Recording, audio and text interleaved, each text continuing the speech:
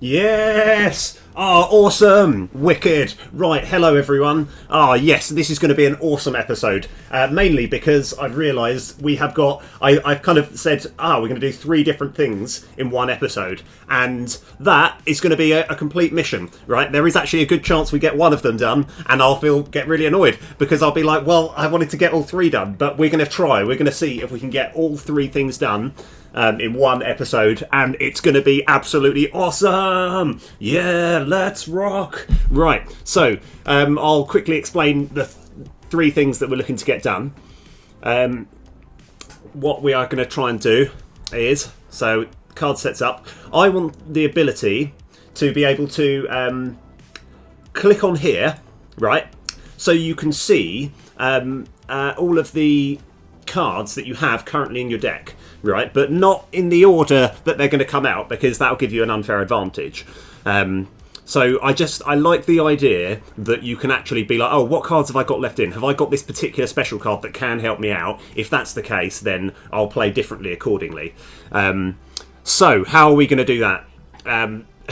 I was doing a little bit of a look on Slay the Spire, and they have that ability. So it's, where you kind of click it and then a sort of square comes up and it shows all the cards. So I also want to make sure that when the cards show up, you can't click on anything else. You can't accidentally play cards from your hand. In fact, I might even make it that the whole hand sort of like moves down so that it's not getting in the way of the actual cards that you want to see in the deck. So how are we going to do that? We're going to worry about that later. Let me explain what else I've got planned, and then we'll do that. Right, so the other thing that I've got planned is what I want to happen is when you like highlight a card like this, when you don't click on it, you just have it over.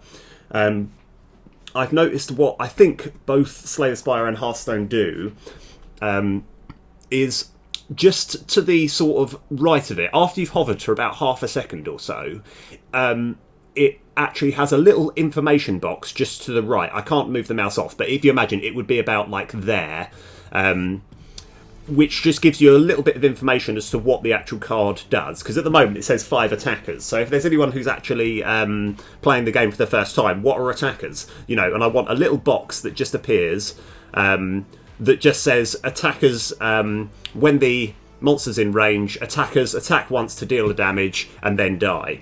And I want like a little explanation with each card.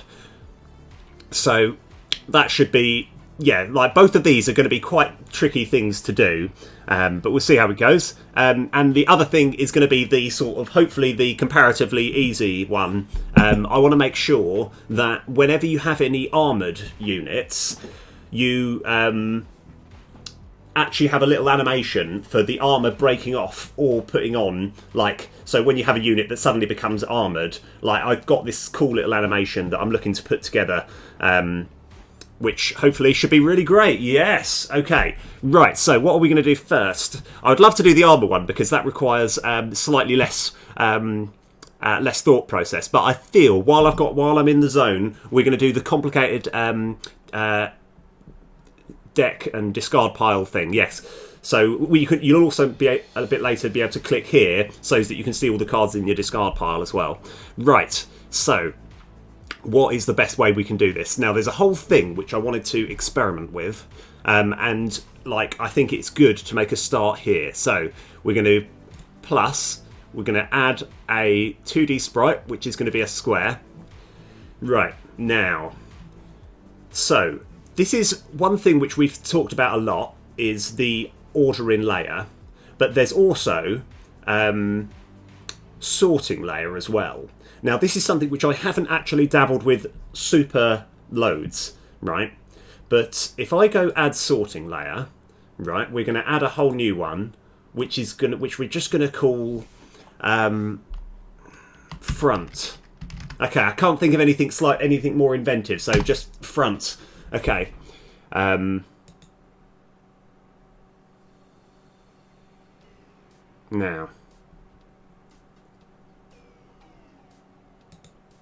Huh. There's normal layers as well. Okay. Right, so forget all that for the time being.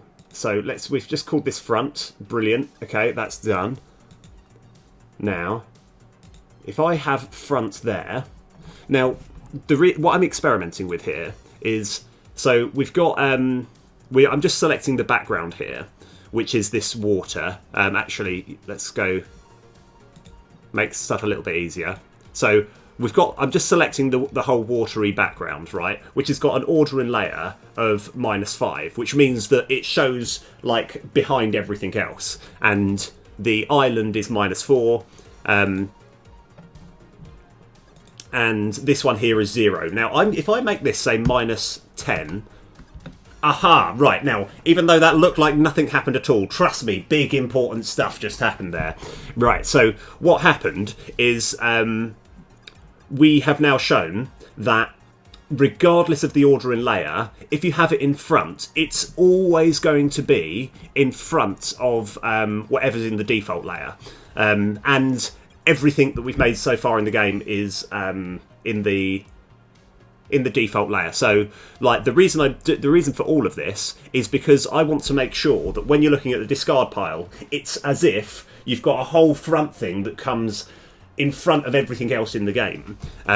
Now, there's, some people could say, why don't you use a UI to get all this fixed? And I'm like, no, UIs are rubbish. They're for losers. I mean, they're not for losers. I'm sure there's a lot of skill and there's lots of use into it. I think the problem with using a UI is it requires a certain skill that I don't really have.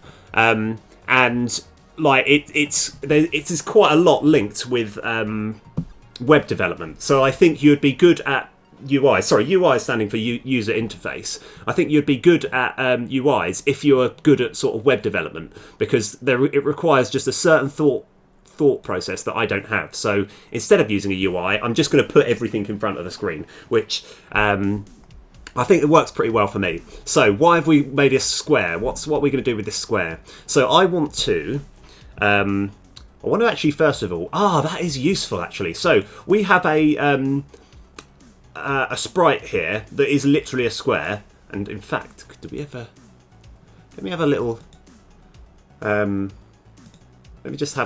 we've got the square there. No, we'll stick with the square. Let's just delete this and then create another one.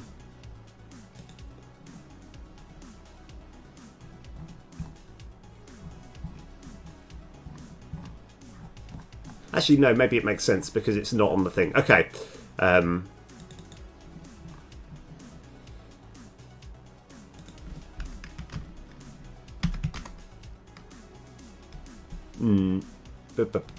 No, changing my mind. Right, okay, let's get rid of this. I don't know how we got hold of that square, but that square is perfect for what we actually want to do.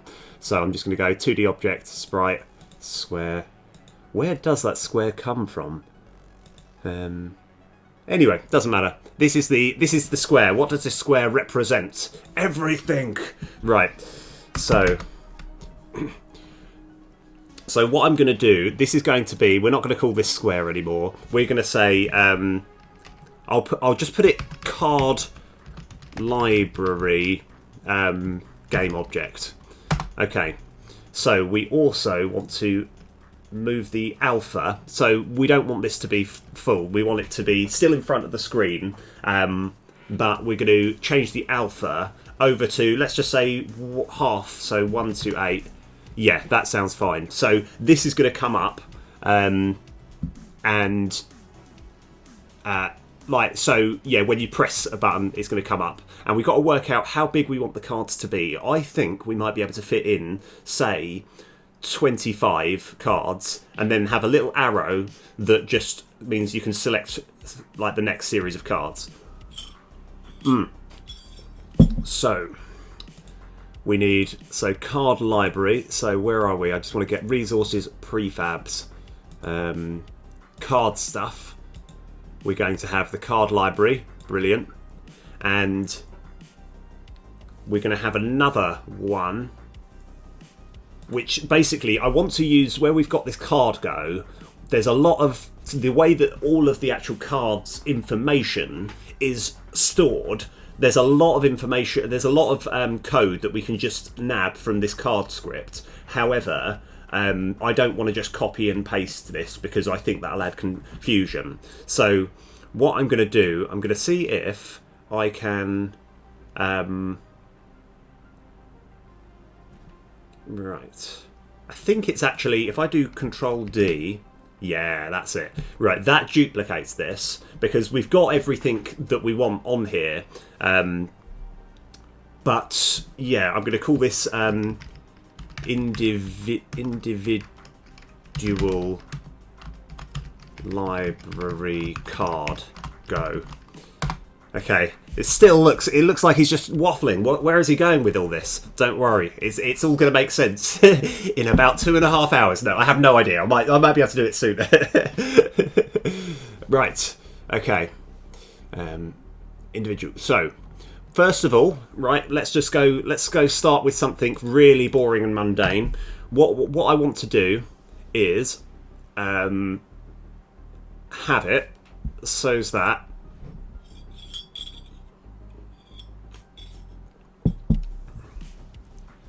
I want to have it so that when you press this, that square just appears, right? And not only that, I want that square to kind of like cover the whole screen and have a hitbox, which means that you can't select other cards while it's on there, because the only thing that you'll be able to do is just press this to go back.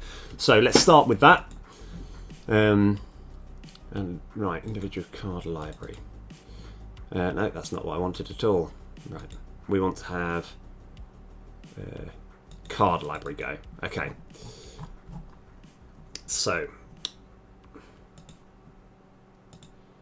right, yes, cool. We're going to do some coding. Yes, card scripts. Right.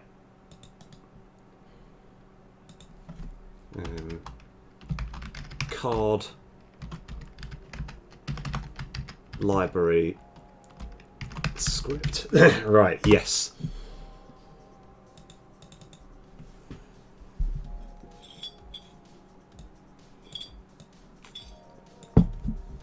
So what are all the things that we need? We probably need to have access to the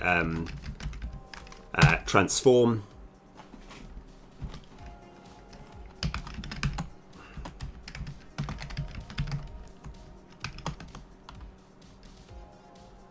We'll just call it library because that's going to just say, but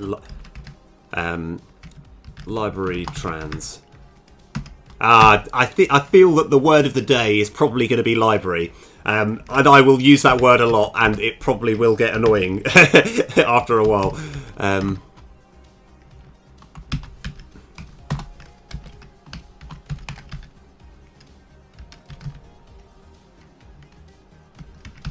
So we need access to the sprite renderer, just in case, you know. Okay. So first of all, let's go get access to these library, the transform and the sprite renderer.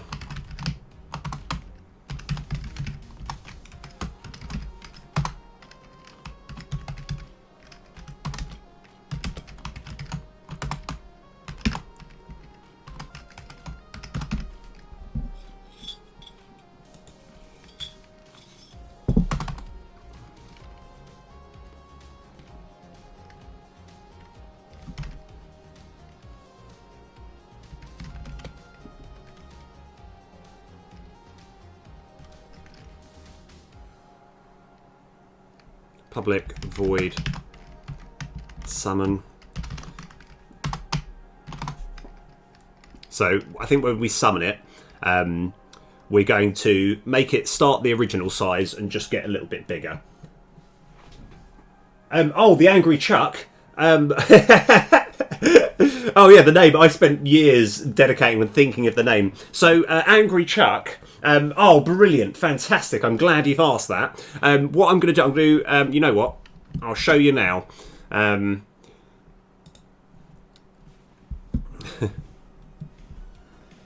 So I've added a whole new concept to the game. So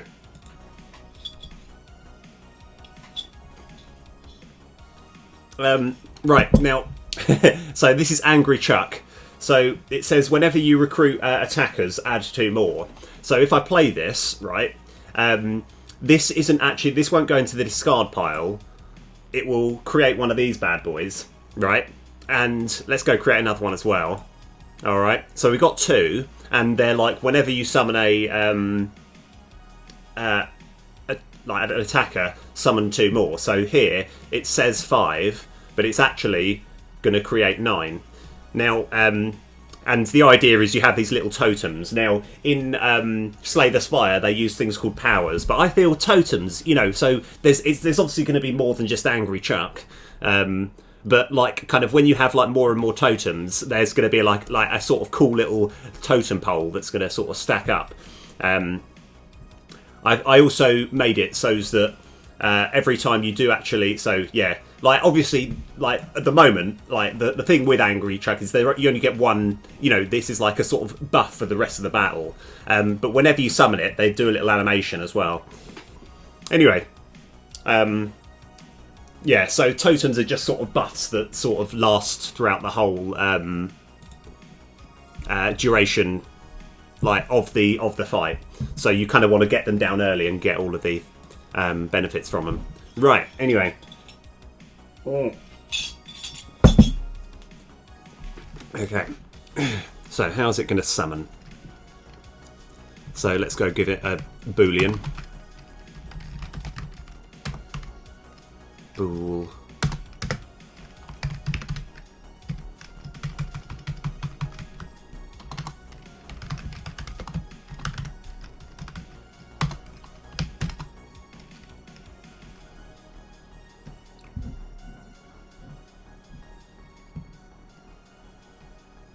Private eye enumerator, summon routine. So we're just going to start this coroutine, which is the summon routine.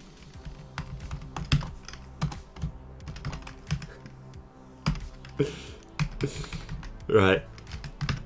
Make it busy equals true, and then busy equals false.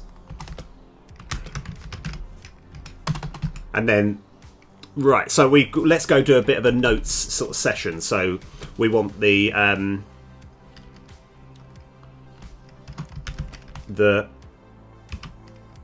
square to fade from clear to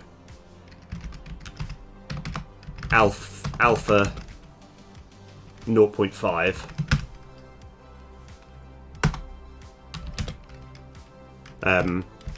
And get big enough to cover the whole screen. Yeah, let's start with that. That's what our plan is, and we'll work out the next step. Right. Okay. So, and yeah, this will be quite. This shouldn't be too difficult. So. Library trans. First of all, I'll tell you what. Picking up, like I've got this on random, but this is one of my favourite sort of tracks. I'll see if I'll turn it up just a little bit. I just love it. There you go. Yeah, just a little bit. Tell me if it's too loud or anything. But I just, yeah, it's like one of those proper sort of like get pumped.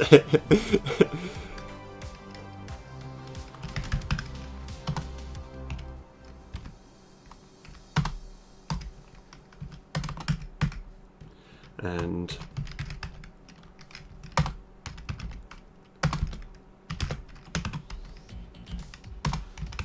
so what we're doing, we're setting this little square to currently a size 0. It literally is impossibly small. It's like a tiny little dot, and we're setting the alpha to completely clear. And then we're going to do a function here, which makes it.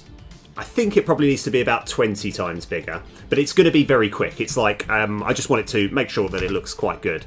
And we're using my favourite bit of code. So we're just growing to size. So we got the library trans to put in. Sorry, I need to emphasise the library trans, that's getting access to, not only is it getting access to the location of like the sort of vector 3, the point at where it is in the screen, but it's also getting access to how we control its size, and we're getting, it also controls the angle, but here we're just manipulating the size of the trans. So we want to make it, I haven't actually worked out, because I want to make sure that it easily, comfortably covers the entire screen. So, let's say 20. I think 20 will be enough. It might be too big, but we'll find out. And how long it's going to take? 0.5 seconds. It's going to be really quick. We also want to change the colour, so... In fact, let's go right at the top here. We're going to have a float called speed equals 0.5. Because we might use that number quite a lot and we can edit it quite easily. So this is just going to simply be speed. Fade SR, which is our sprite limit, to colour. So it's currently at 0 and we want to get it to a new colour, which I'll library SR. What colour? So new colour. And it is going to be... Let's actually make it... I think it'll look better as black. So black means that we have the RG, the red, the green and the blue all as 0. But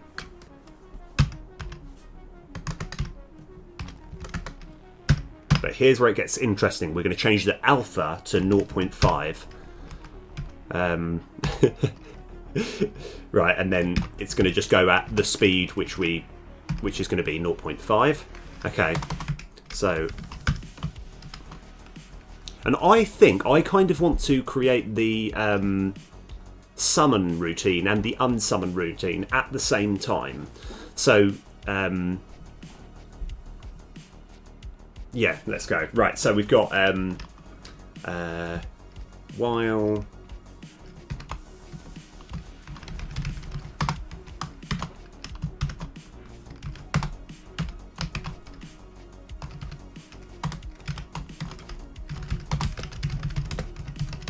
So the reason I've got this is purely so when we do this function, what this code is here doing is essentially saying once we've now grown to size, then continue on to the next bit. Okay, so I want to get the summon routine and the unsummon routine as well. So we're going to just copy and paste this and make an unsummon. Because I think this one, because there's quite a lot of things we need to do, we need to just get it step by step done. So we're starting with the easy bit, and then it's going to get a little bit more tricky as we go along. Unsummon. Unsummon. So we don't actually need to do any of this here. Yeah, we can get rid of all this here, that's fine. We want to grow it to... I mean, I shouldn't have used grow. I should have said change size, because we're essentially shrinking it down to vector 3.0. And we're changing the alpha to that. I mean, like, incidentally, that's the same as if I do color.clear. Like, those two things that I did are exactly the same. So I may as well just do that to change that. Okay, unsummon busy equals false, and then destroy game object. Okay, right. So now I'm going to do a few odd things, which hopefully should work out okay. Right. What we're going to do first is. Like, as I say, the actual, even though this has taken a little while, when it finally goes up and you're like, yes, right, let's go, it's going to be a slightly underwhelming result, but like, it's, yeah. But like, I think it will be good. It will show that we're like a step closer. Right. Oh yeah, I tell you what, this is going to be, I really don't know if I can get all this done in one episode, but it's going to be brilliant if I can. Okay. Card library. So what we also want to do is add component. Oh, brilliant! It's already selected. 2D box collider. Let me just.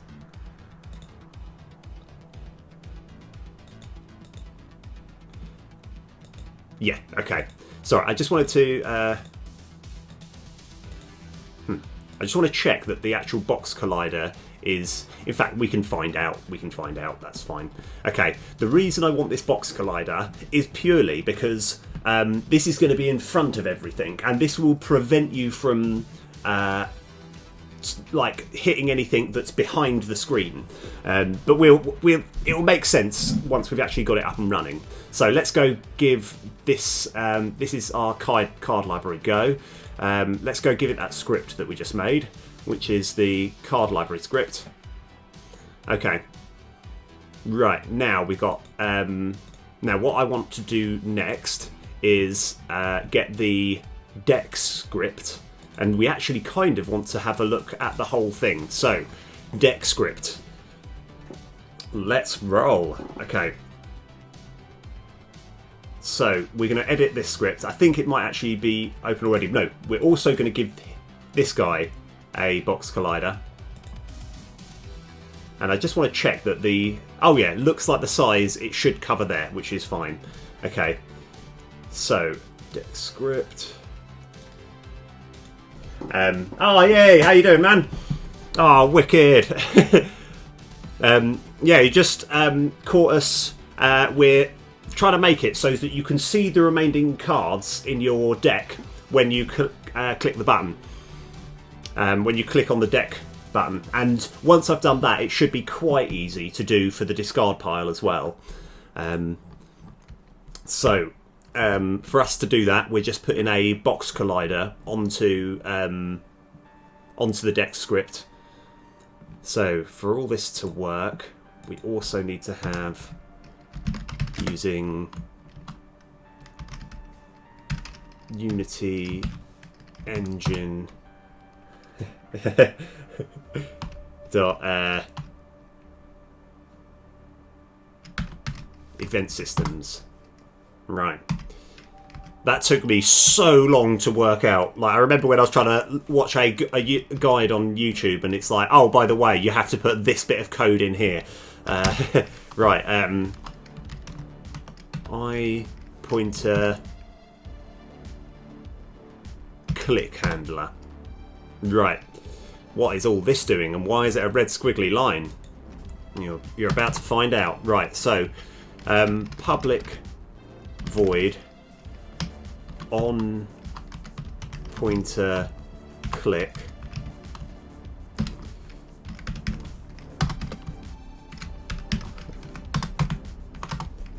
now. First of all, let's just check that all of this is working. So let's put a little bit of a I'm just going to go yo.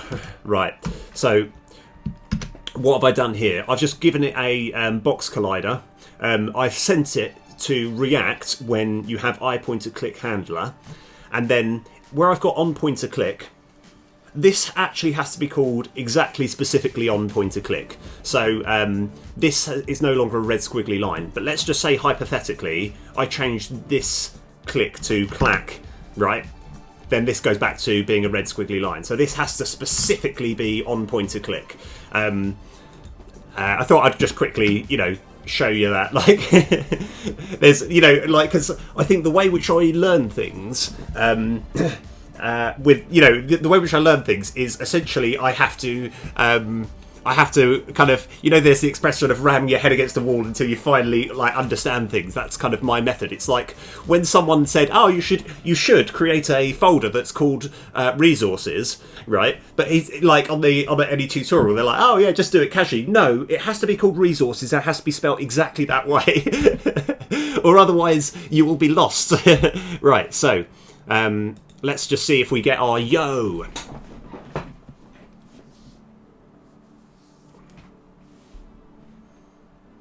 Yo! Oh yeah, you might not... Yes, you can see it. I wasn't sure if my head was covering it, but we've got the yo message.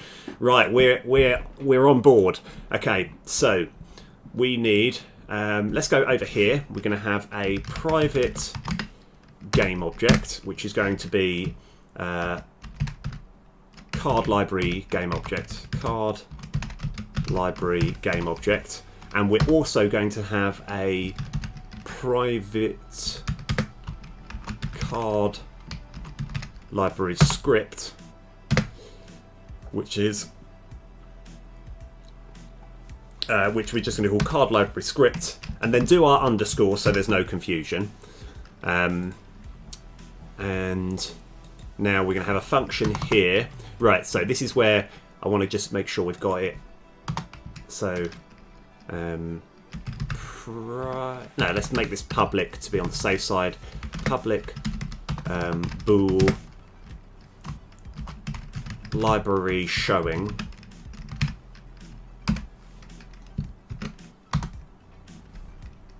Yeah, okay.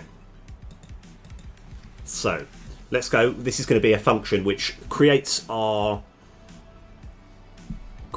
library script, which at the moment is just a transparent square, but it's going to create it up on the screen, and then we're going to unsummon it afterwards. Okay, let's go. So, public void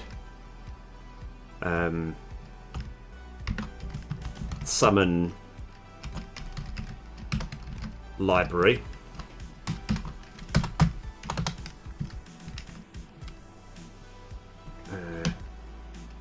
And we've got our underscore card library script equals. Oh yeah, of course we haven't actually told what the card library go is yet, but we'll get there. And I actually want to specifically create it at vector 0.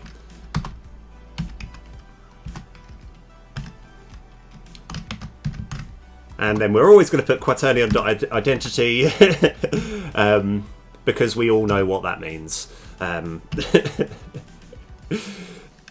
Right.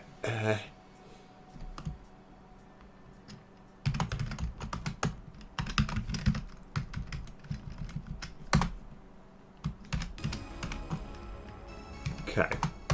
Now. Oh, actually, let's go make a routine of this as well.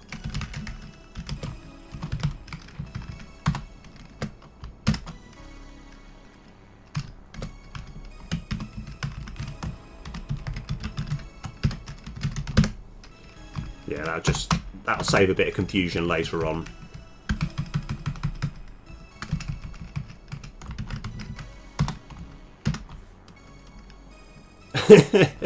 I know I'm doing all of this, and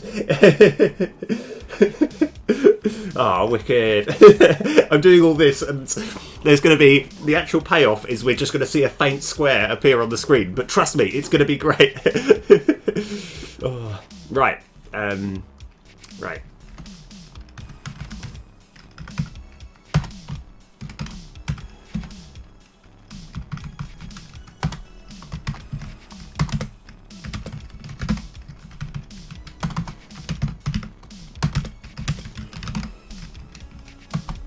So underscore card library script dot summon.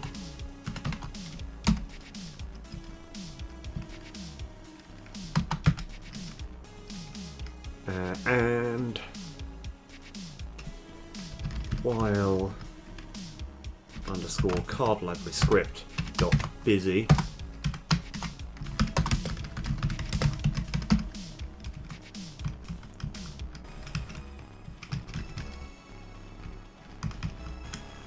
okay, and we're also going to have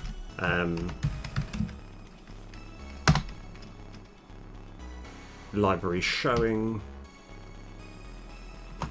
equals true.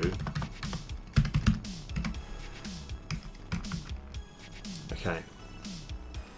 Now we're also going to have the unsummon library. I think we'll run into a small hiccup, which I haven't quite worked out how to fix out, but I'd rather kind of reach the hiccup and then unsummon.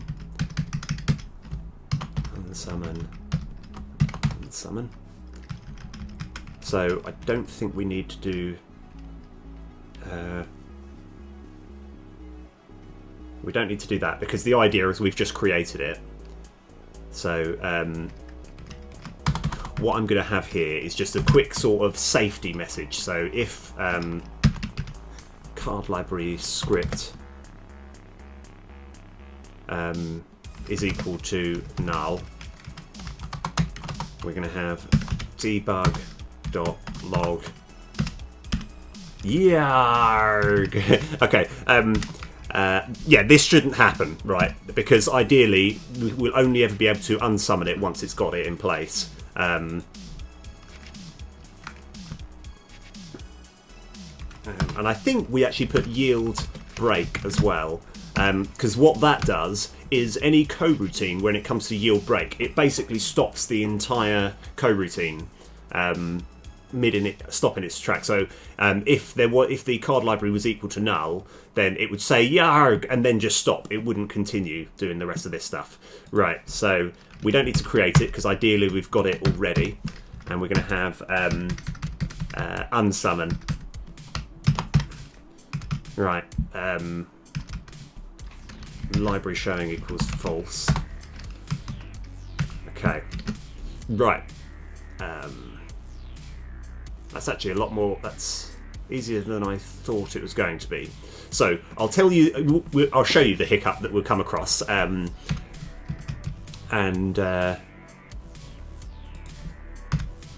Right. So instead of saying yo, we now know this thing works. We now know this button works.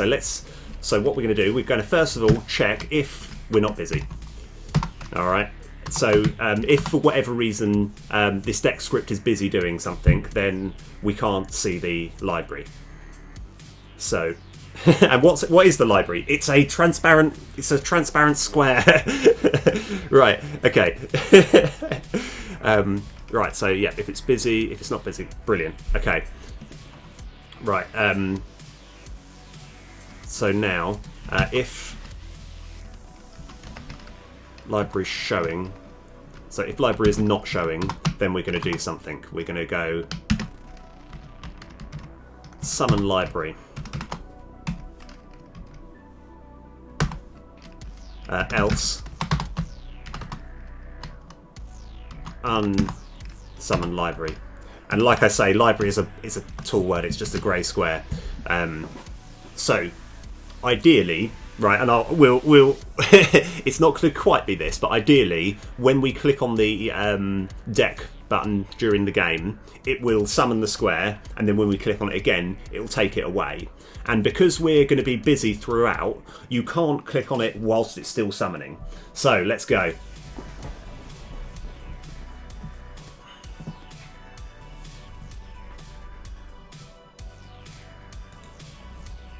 Right, oh, this is going to be crazy. Right, let's go wait for everything to summon. Now, what I kind of want to see happen is a sort of square that's going to, like a sort of greyish square that's going to cover over the whole screen. That's right. We haven't actually introduced it yet. Okay, good. That's why I like the error messages. It's one of those like, don't worry, Pete. We got you covered. Right, let's go create this. So card library go dot equals resources dot load game object, and let's go find the path so we can get hold of this card library.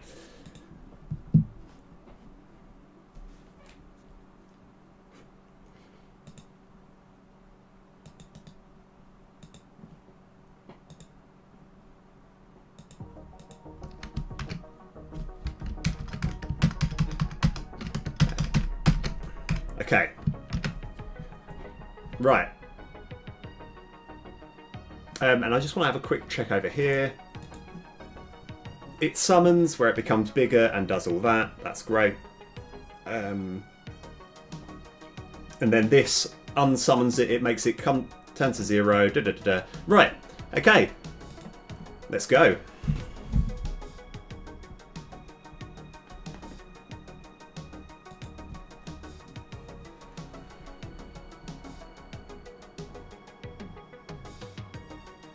Okay. Yes! Okay, brilliant. Right, now, here's the hiccup that I was talking about. Now, let's just see how big that is in proportion to everything. I think that's okay. So that covers... that, yeah, so this... Like, it doesn't actually matter how big this is. Now, here's the problem that we've got, and... Now, let me just try something. Okay. So, even though this is doing exactly what I want it to do... The problem that we've got, and again, like, this is quite hard to explain, is the hitbox of... Yeah. This is a bit weird.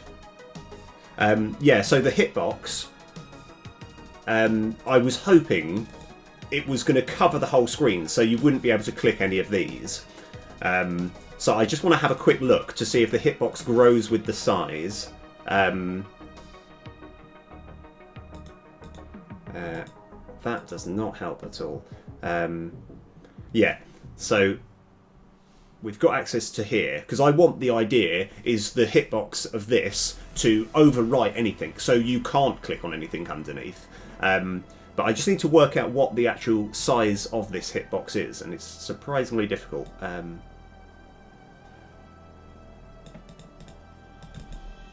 Oh, okay. Now this is a problem that I've run into before. It's very easily fixed, but it does, like, I mean, it's easily fixed, right? And I want to just see if this does fix it.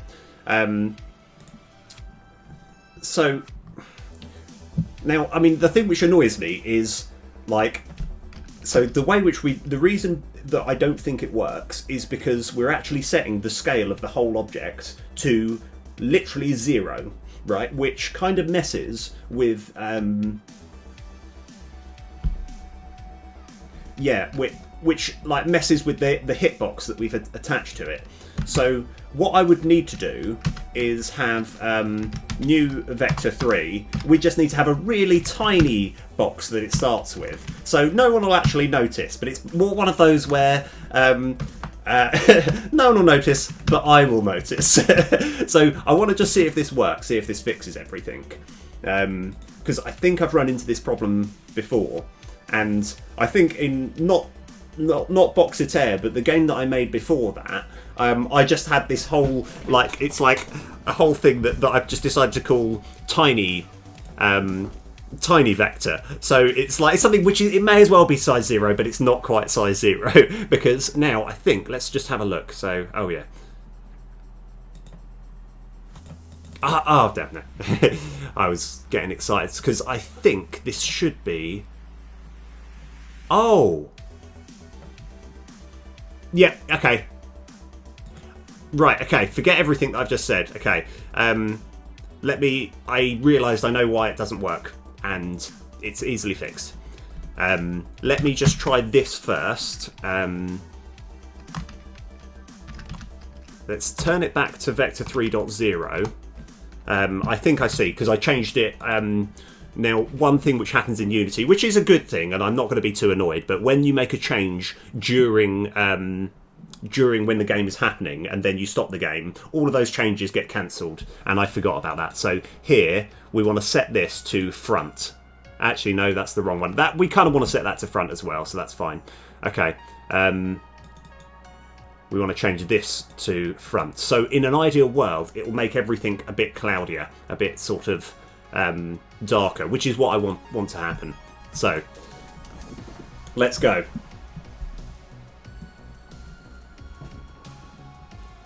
So, oh, I wonder what's in our library. Okay, good. Right, now we can't. I'm clicking on here and it's not working, and that's what I wanted in a way. Because like the hitbox is actually taking up the entire screen, so we're essentially locked into this screen. And the reason I want this is so when you're checking the library, you can't accidentally click end turn, you can't click anything else. It does leave us with the slight problem of not being able to actually ever exit, but that's fine. I think we can just simply change this. Change the layer, maybe. Let's see actually how easy that is. So there's plenty of other ways that we can get around this, but I want to see if we can. So the deck script. So we actually need to make the whole sprite. So this is, I'm sort of doing a bit of experimentation here.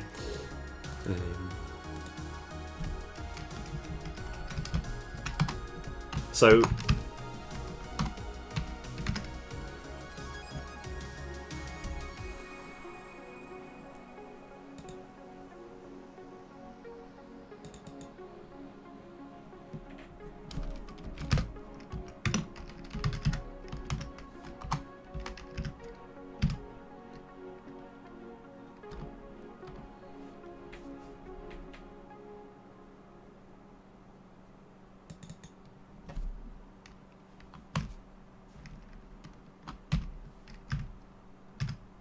okay, right, I've just got to remember how to actually change this, because what we're... I mean, you know what? For the time being, let's go make it slightly easy on ourselves.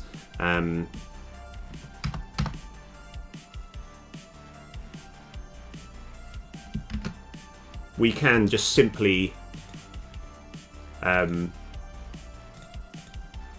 this as front. So this should work now.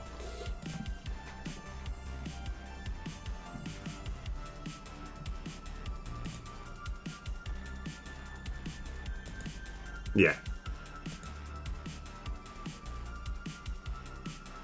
Yeah, that's fine. So obviously all the cards are going to come up that are in the deck. Oh, that's... yeah, okay. Obviously the cards, the actual... the number of cards is still there, but the sprite has taken precedence over it, which is fine. Okay. So how are we going to deal with that? Because ideally, so sorting layer, because I'm not sure how we actually change the... Right, let me just... I'm going to have a little experiment here.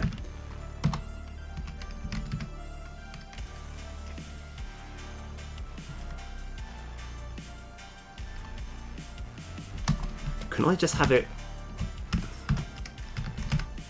Right, well, is that gonna work? Will that just... Ooh, okay. Alright. Let's just see if that works. I didn't think it would be that simple, but if we just set the sorting layer name to front, and then obviously here, when we unsummon, we would set it to default. Let's give it a shot. I mean, like, how cool will this be if it just works? If not, I'm not going to dwell too much on it. So let's go change this. Oh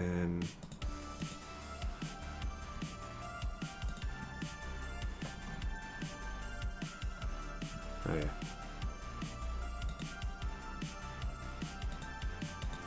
Okay. Yeah. So let's actually have this not on full screen so we can actually have a look at what's going on. Like I say, I'm not even sure if this is how you're meant to change the order, but we'll find out. But it's just what I'm going to do. I'm going to dabble with this, and then if I can't get a result, then that's something which I'm just going to look online. I don't think it's going to be too complicated. So what we're hoping to see is this to swap to front. Oh. Oh, wait, it worked. It worked. Sorry, that's brilliant. Okay, it's because I was looking at the wrong thing. So, sorry, this should change to front. Oh, wow. Okay, yes. Boom. Awesome. Okay, we need to do the same for all the things attached to it, but that's fine. Okay, that was brilliant. Okay, awesome. That was much easier than I thought. Okay.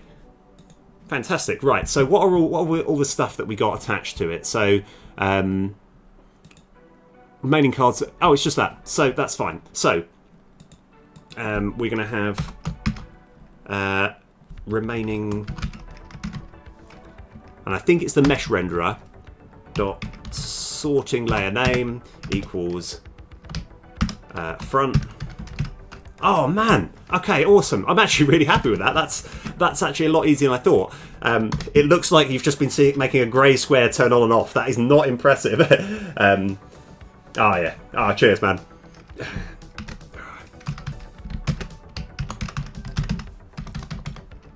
I can't seem to spell default. Right, okay, so let's just have a quick check, see if that works. Unfortunately, this is somewhat the easy part, but that's okay.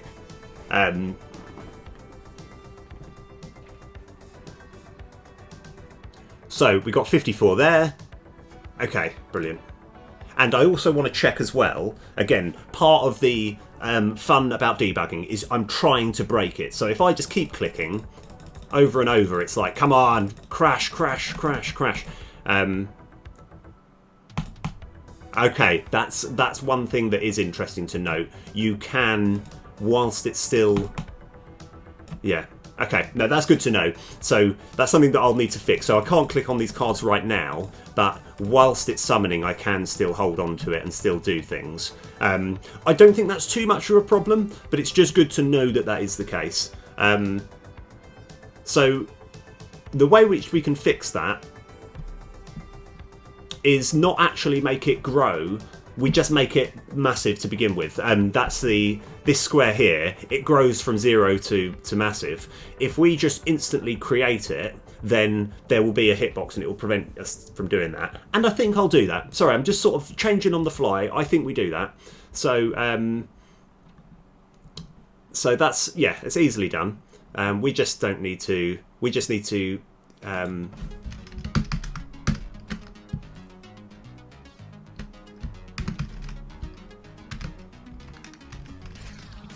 yeah. So do that. And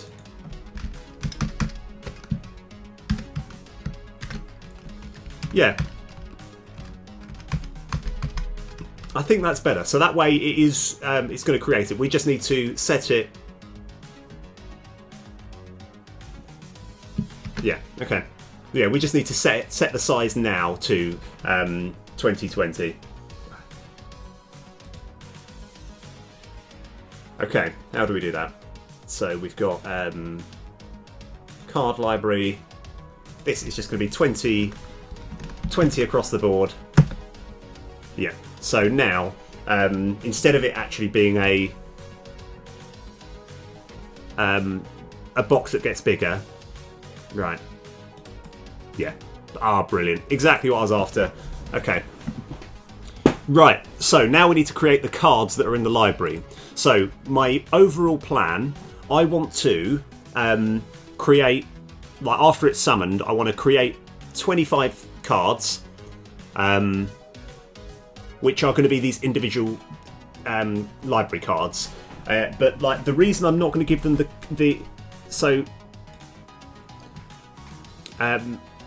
basically this card script has got locked inside it. It's got a lot of information which is basically, it shows all the information that we need on the card. I want to nab some of that, but not all of it. So let's go. So we will still need access to this because yeah, and yeah, so we're going to have we have a new script here. It's going to be a card script, and it's going to be called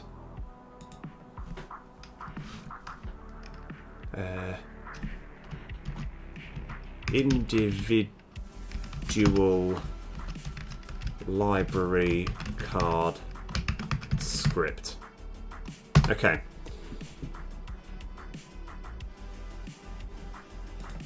So let's open this bad boy up.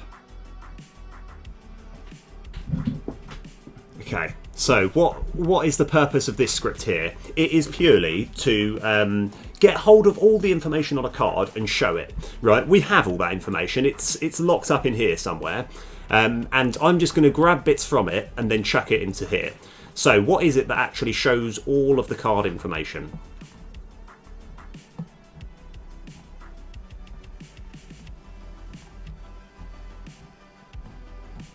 Can't remember. It's okay. I think it's not actually. I think set up according to card class. Oh yeah, it's this, isn't it? So we want that. Oh, this looks easy.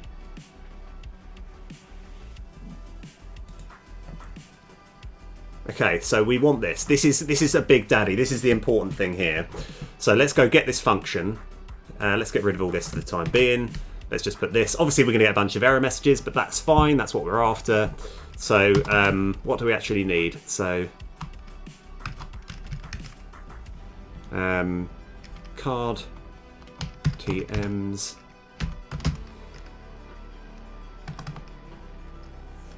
Yeah. I got too excited. It's like, what are we actually creating here? Right, so these are going to be private text meshes. Private text mesh is card TMs. Okay, that's good. This is still giving an error message because I spelled it wrong. Okay. And we need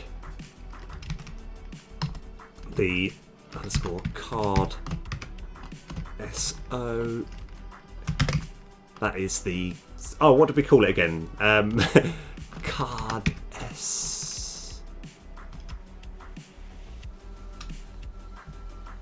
Oh, yeah, it is literally that. Okay. We'll have that as private as well. So we're basically getting all the information we need to get this function to work. And we need the...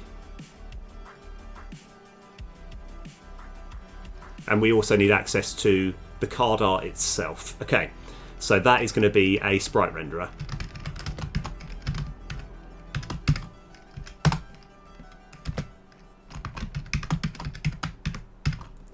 Right. Okay. We probably need to set this bad boy up, so we'll actually just do it void awake. So, oh yeah, right.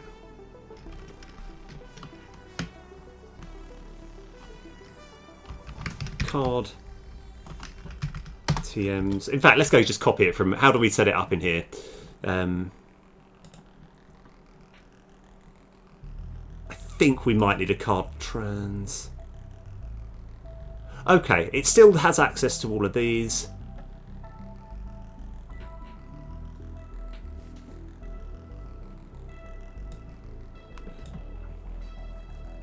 I think that's fine.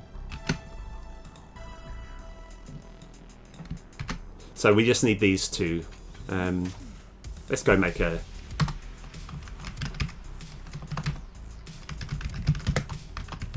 So when I, like, sort of showing my age a little bit, when I was younger, there was a TV show that was called Art Attack with Neil Buchanan.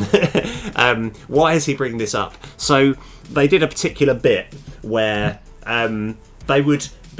he'd be like drawing something with some sort of outrageous material, like sort of like just empty balloons or something, and trying to make an artwork, and you'd be looking at it for a while being like, where is he going with this? What is he doing? You know, it looks like he's just moving them around randomly, but then after a couple of minutes you're like, oh, I see what he's drawing now. This is kind of where we're at the moment. The only problem is it takes a little bit longer. So at the moment, there's a chance you might be thinking, where is he going? What is he doing? He's just none of this makes any sense. But it will make sense soon. You'll be like, oh, okay, now I see. You know, turns out Kaiser Soze was the, you know. But yeah. Anyway, right.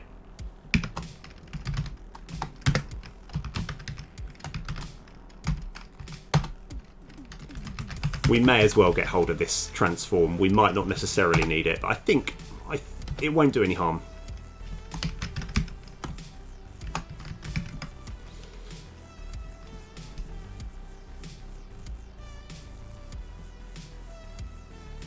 That doesn't need to. That needs to be a mesh renderer.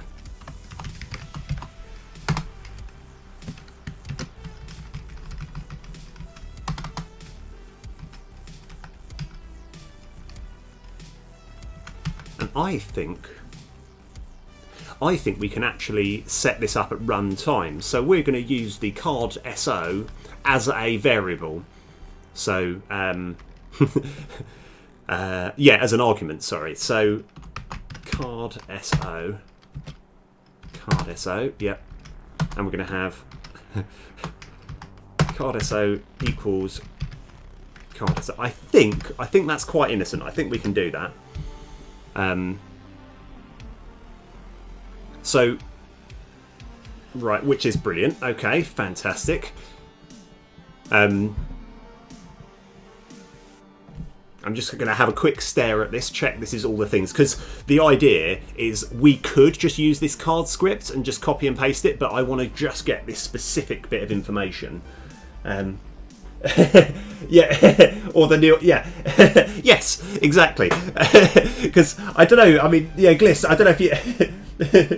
Yes, I mean, like, it always irritated me as well at the end of the show where he'd say, and remember, you don't need to be an artist to art attack, but it helps. You know, he didn't ever say that. It's like, it turns out if you can draw, it definitely makes all of these things that we're doing on art attack much easier. And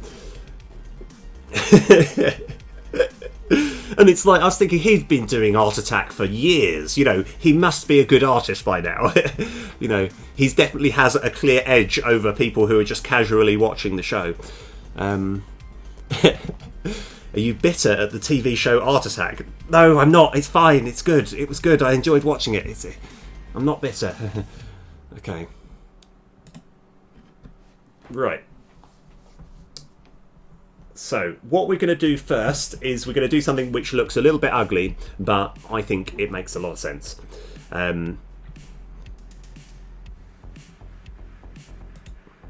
Okay. So, card library script. So this will look ugly. I'm going to say this now. There is nothing good about this. Right? It will do the thing that I want to do, and then I'll tidy it up afterwards. So we're going to have private game object.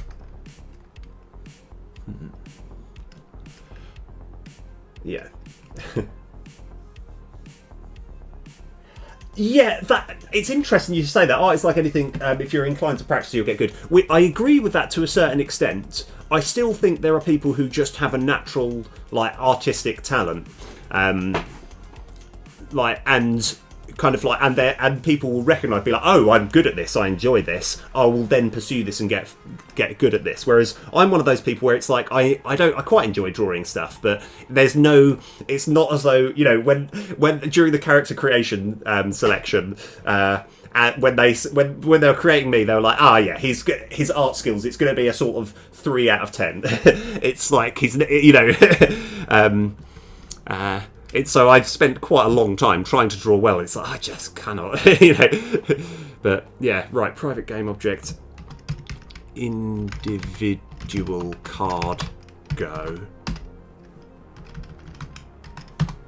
and individual card go equals resources.load game object.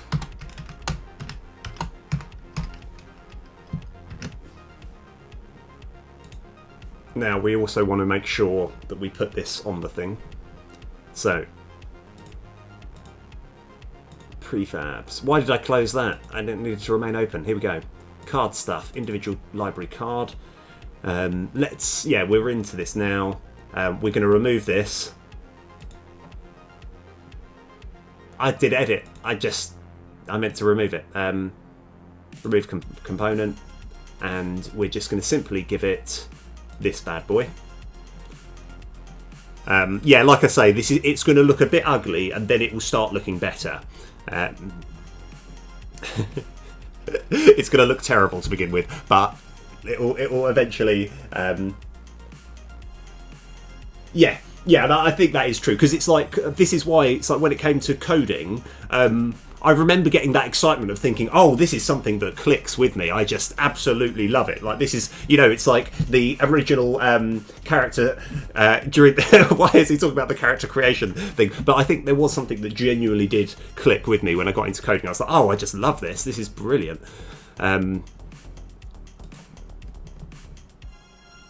So let's go get this path, which is over here. Copy path.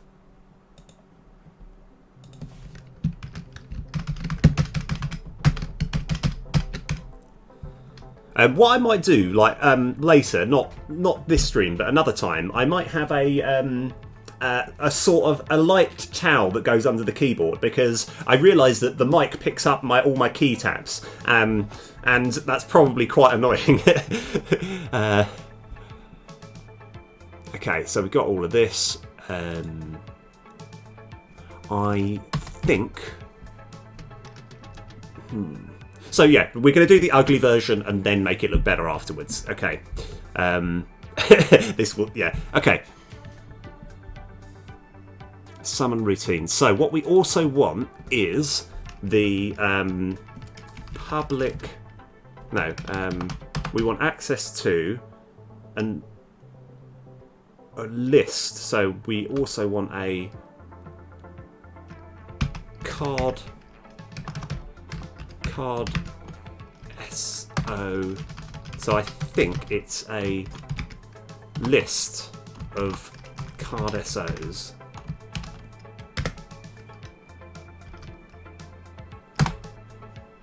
And to make life easier on ourselves, we're going to have... I'm going to actually keep this public for the time being. Public list of card SO. And we're going to call this underscore card SOs. Okay. So now we've got access to this list.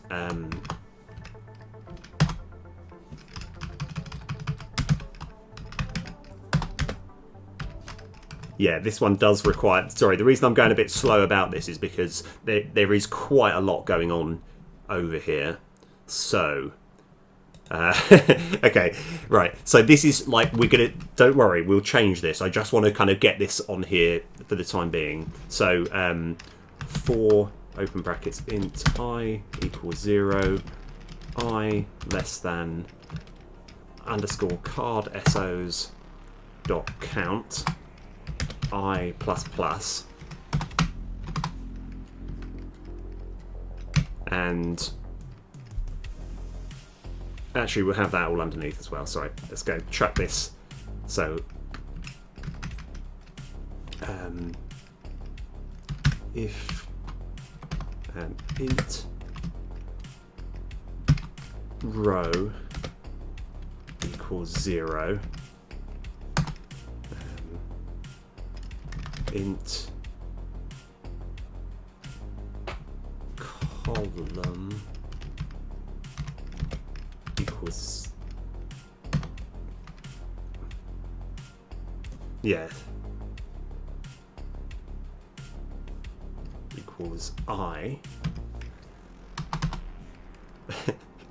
What is he doing? Where is Neil Buchanan going with all this? No, it's alright, I've got a plan. So while column is greater than 5. Oh yeah, actually no, I've slightly got this wrong.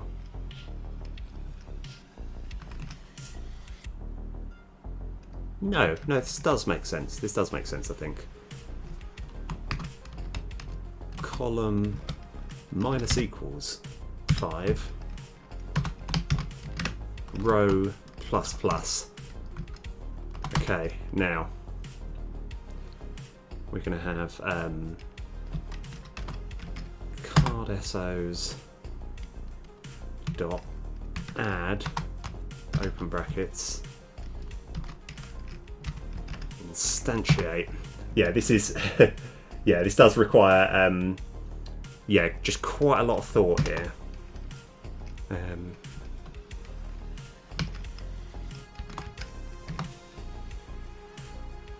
What have actually, we've called it individual card go.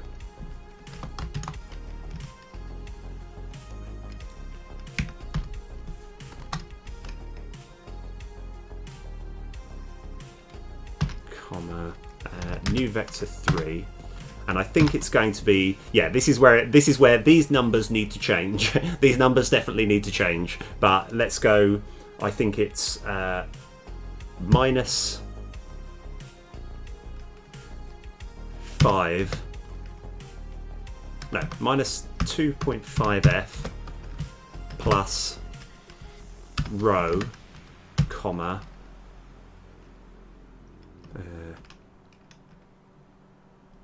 and the column is going to be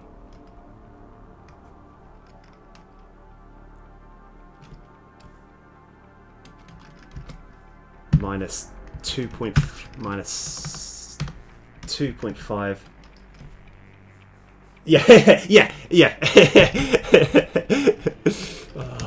I'm glad you remember. I'm glad you remember Art Attack as well.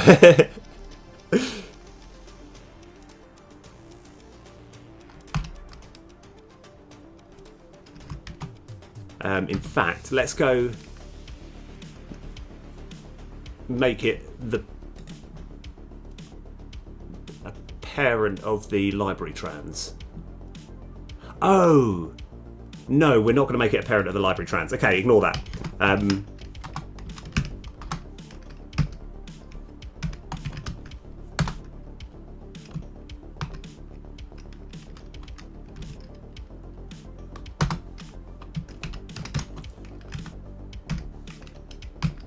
Nope, not quite. I just need to X. Instantiate all of.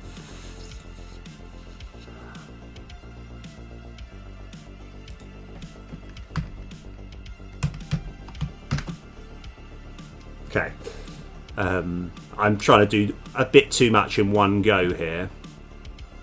So instantiate there. What's wrong with that? That's saying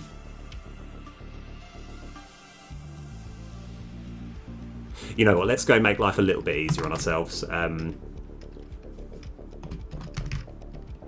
Individual card library script there equals,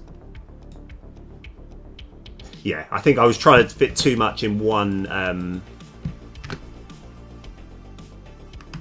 So is that actually all fine? Yeah, now we go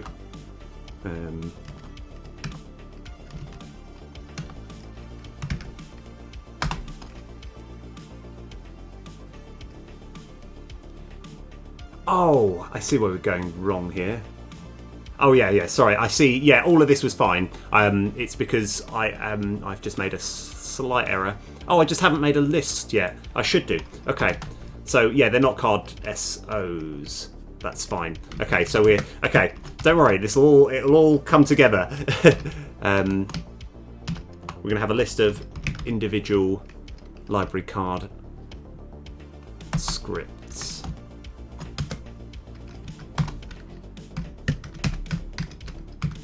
Yeah, I see where I was going wrong there. Like I say, this is quite confusing. So okay. Ooh, right. Yeah, there's quite a lot going on here. Oh, yes. Yes, I remember that. Actually, yeah, I think I remember there being Morph and then there being the grey one who was just angry all the time. Yeah, I love those little animations.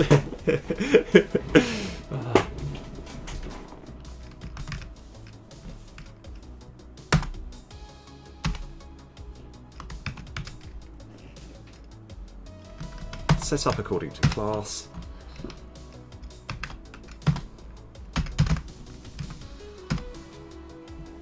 Okay.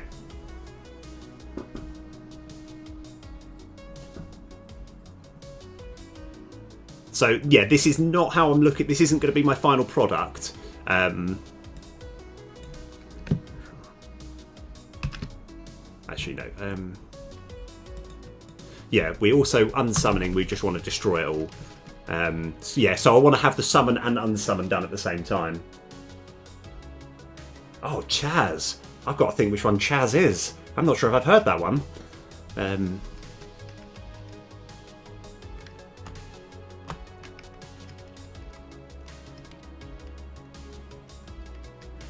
Now,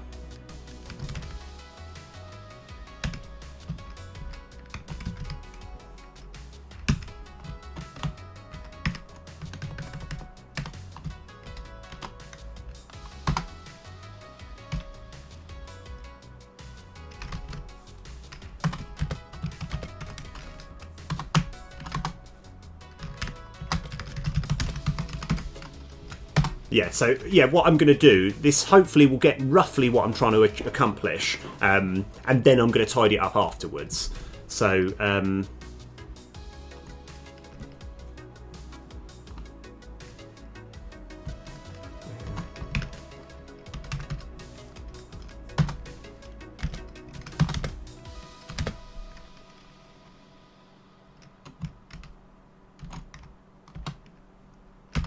zero.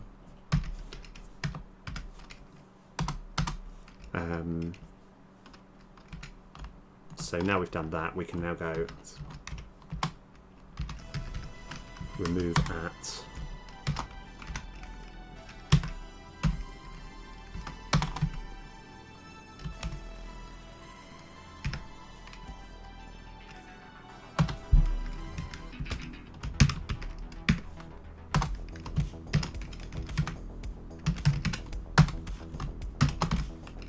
So, okay. I think, right, like I say, it's going to look rubbish, but I think this is kind of, I think we've done what I want it to do, from a very basic... oh, right. Okay, yeah, that makes sense. I don't think he never got... This is probably why he was angry. It's like, no, trust me, you know, he's probably trying to emphasise the whole time, my name is Chaz. Why does everyone know Morph and not Chaz? Okay. Right.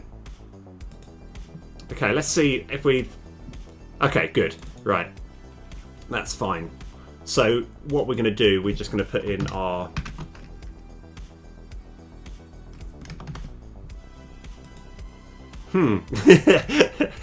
Now that's interesting. Okay. Oh, we don't actually have it there. So...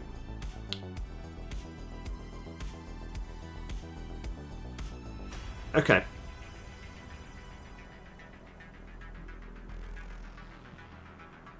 Okay, yeah, that's fine. So,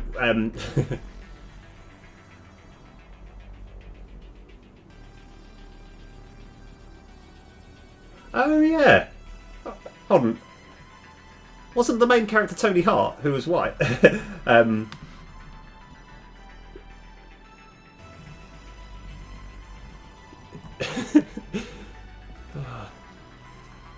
Right. We need to have a quick deck script here, which basically compiles, yeah, okay. Where we've got a list here. Actually, you know what?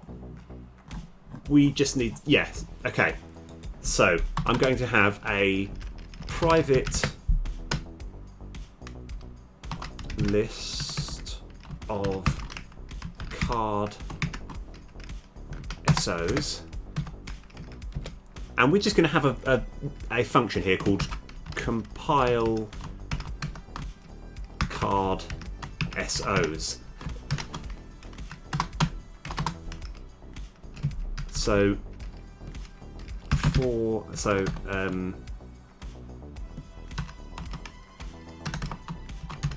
list of card SOs equals new. Okay, and then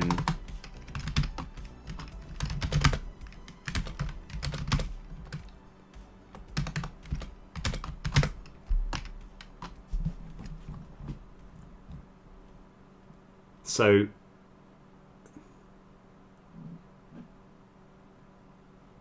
cards in deck. Oh, Oh, no. Forget everything. Forget everything. We don't need any of this. This is all rubbish. I just called it something else. Everything's fine. We just need to do this. Sorry. Cards in deck. That's what I've called it. So the cards in deck. Yeah, okay. I actually thought for some reason I was accessing something else. I was basically about to just be... Yeah, okay. It's all right. Ignore everything. Right, everything's fine. No one saw any of that. Okay. Right. So this is going to be... let's see how this works, right? Because I've definitely got the vectors wrong. There's loads of things that are going to go wrong, but let's... Yeah. Oh, I see. Oh. I see what you're saying now. Right. Okay. Oh, you're talking about Morph and Chaz. Yeah, I guess so, yeah. Okay. Brilliant. That's exactly what I was after. Yes. Okay. Why has this not done quite what I wanted to do? So, this is actually, surprisingly enough, this is actually almost what I was after, but not quite.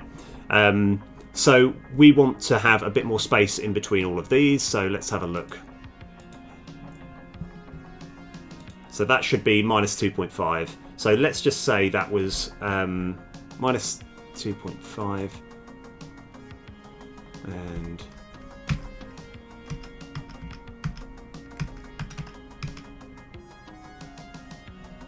so we're actually going to start with minus... So how much space do we need in between each one?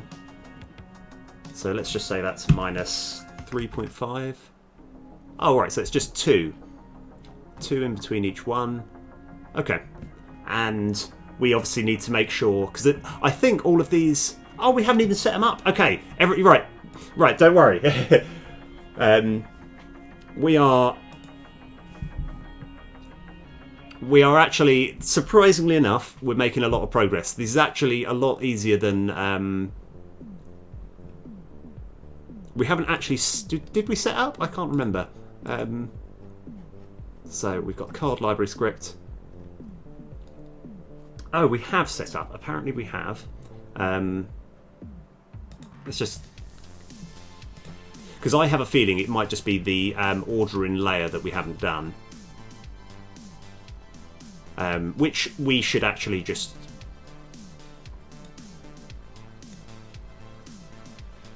That's what we wanted to do. We just want to get this bit of code as well.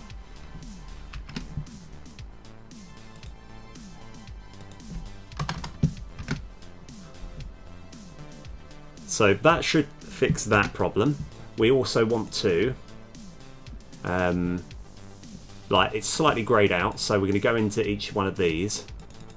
There's a few things I need to do. I say this as I do the bish bash bosh. There's a few little things I can't quite explain them all, but okay. So we want this to be front.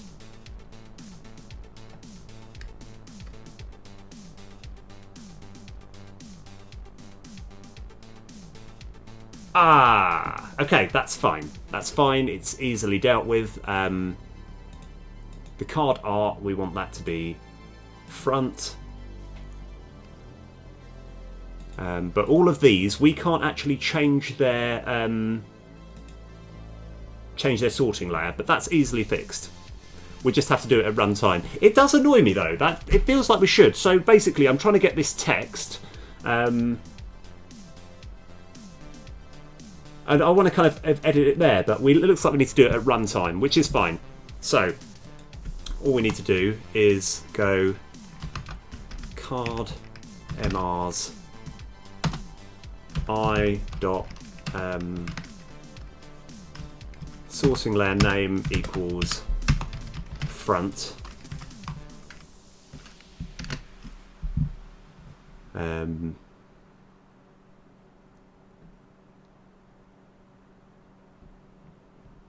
And hopefully that's all we need to do there.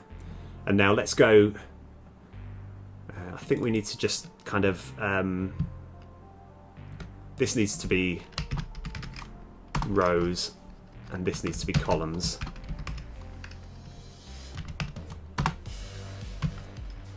So let's try -4, and then this times 2.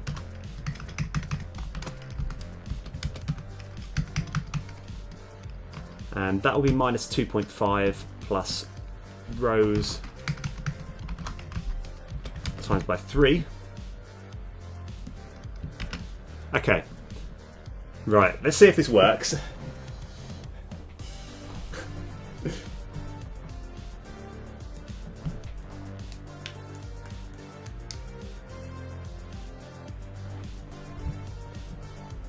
Okay, so I've changed a few numbers. I think hopefully it'll look better. Not even necessarily good, but better. Okay, yeah. Right, so I just want to check though, because I think this is... Oh, it's going up! I wanted it to go down. And somehow we've got one there and one there. Okay, right. So we want it to go down. So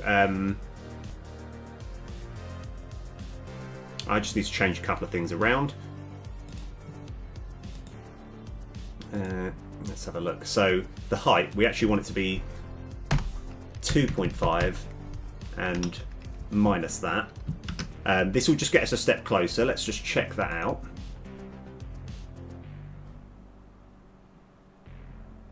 Because ideally I want you to be only able to see, like, say 25 or something. Okay.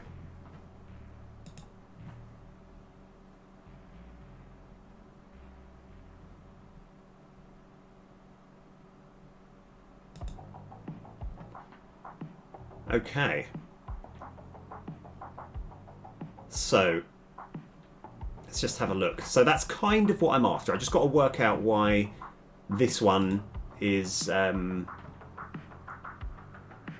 slightly more left of all the others. Oh yeah, I know why that is. So it looks like we can reasonably fit in... I just want to kind of do the math. So that's -4 and that's +6. So maybe we could actually have 6 in each row and it only goes there. And I kind of like the idea that you can wheel the mouse down to cycle through. But all of this is actually, I think, should be pretty simple. So it's 6. We start off with -6 there. And there, and minus, oh yeah, that needs to be a 6. And that's an equals.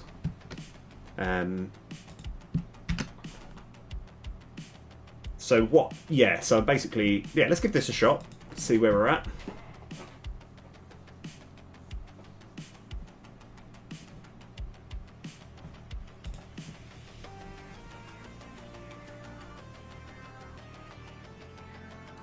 Because the reason that I'm a little bit cautious with all the lengths is not everyone that is going to be playing at this exact thing. So I don't at this exact screen size. You know, it might be sort of squidged in, and I kind of want to cater for everyone. Oh, maybe. Yeah, that's almost perfect, isn't it? So that's so this one here is -6 and this one here is +4. Oh, maybe we can fit 7. No, I think we have 6. Yeah, 6 by 3 is fine, but we just shuffle this one. If that's -6, if we have it as -5, yeah, right. Okay, so we're going to have this as -5. Okay, now I have realised that yeah, so it's going to create all of those, and I don't know how expensive that's going to be. It shouldn't be too expensive because these scripts are quite cheap. They're not really doing an awful lot. So what we want now is to use the mouse wheel. Now, I've never actually utilised the mouse wheel, and this should be pretty simple. So what we actually let me just try and work out. We need to have a separate game object, which we're going to call, which is going to be a child of the card library. So we're just going to add a separate game object, which we're going to call, create empty, and it's going to be set at 0, 0, 0, and we're just going to call it slide man. No, I don't know. Slider. Yeah, we'll just call it slider.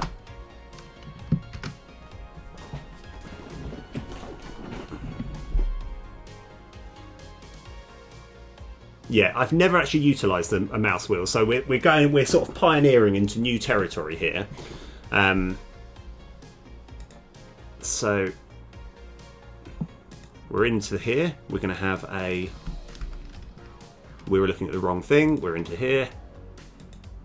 We're going to have a private transform, which we're going to call slider trans.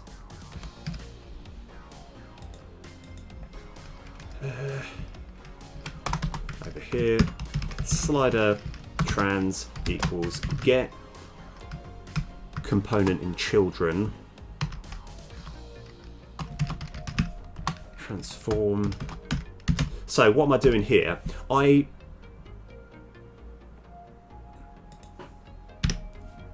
have got a whole extra little game object which is completely empty, right? It's got nothing on it. And it's basically going to be a thing that we're going to stick all of our cards. We're actually going to make the parent. Let's have a look. Oh yeah, that's fine.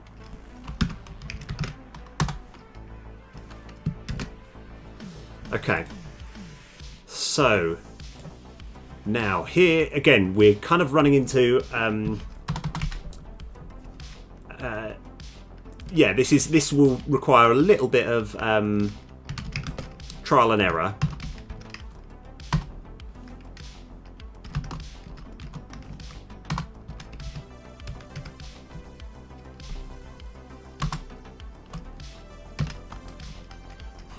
How do we access the slider?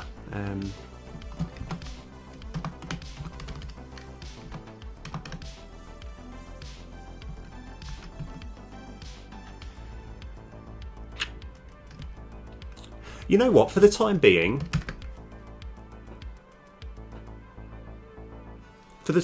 we're just going to use up and down. Like in a separate time, I'll actually utilise the slider, but I think I want to just use the arrow keys at the moment. So,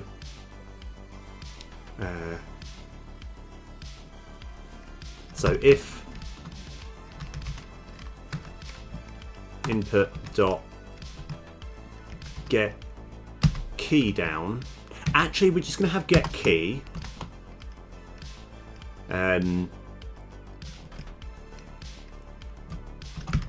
Key code dot up arrow.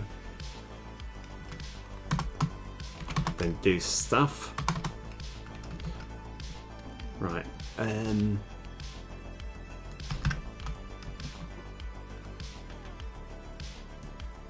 And we'll do a bit of maths, but let's not worry about this for the time being. Slider trans dot position plus equals new vector 3 0 time dot delta time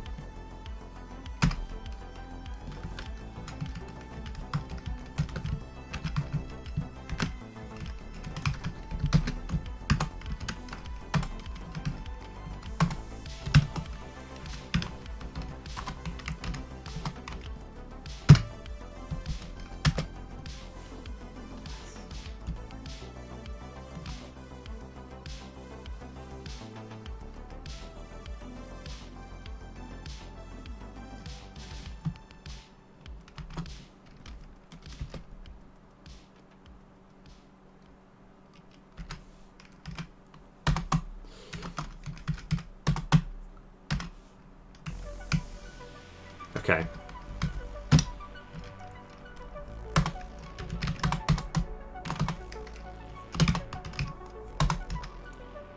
Right.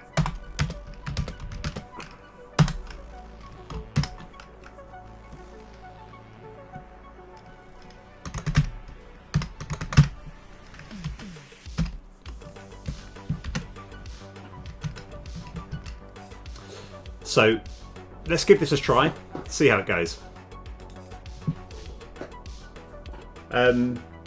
Yeah, like, I think because I want to kind of create my own slider. You know, it's like because this I could actually. There's probably things within Unity where it's got its own slider, but I'm sort of going to see if I'm going to just kind of see how this works.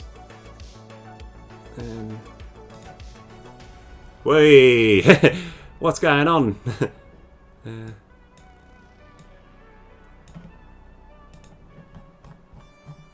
That's obviously what I intended. This was obviously meant to happen.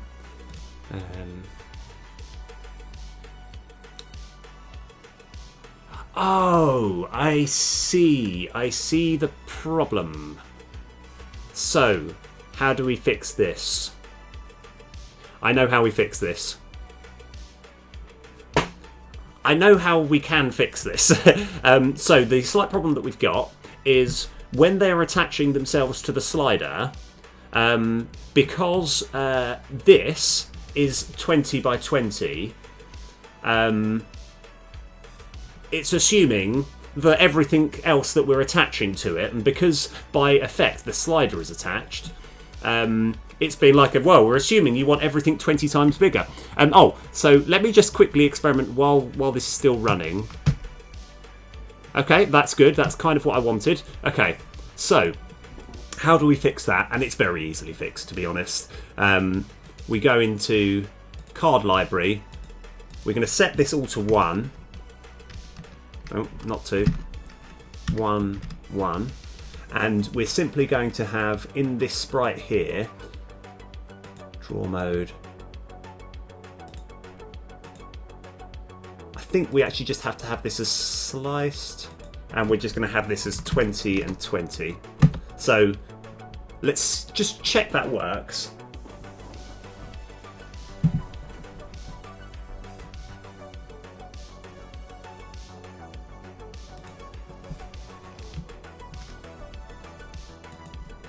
Up. Okay, that is good. But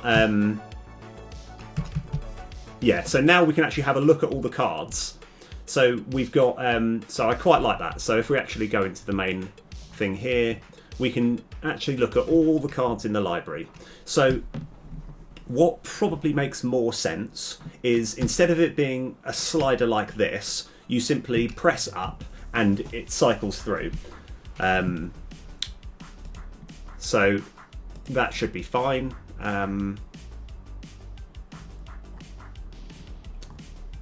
So we're going to have public void move slider bool move up,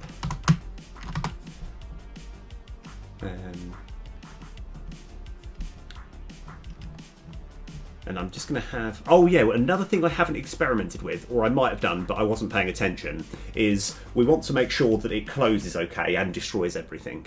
So we're going to have another boolean, which I'm still going to make public, which is going to have slider busy.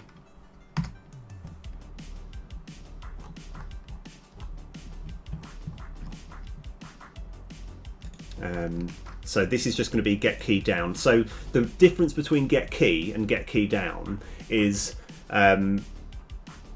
get key, if I'm pressing the up, it's essentially doing this every single frame that I'm holding the up arrow. Whereas if I have get key down, then it only does it once. So like if I was to tap and hold up, it would still only ever do it once.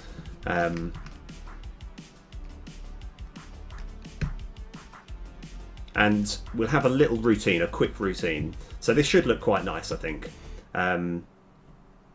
So, you know, this was good. This was good. It was it showed that it works. So this wasn't a complete waste of time. But we can get rid of this now. We're going to simply have move slider. So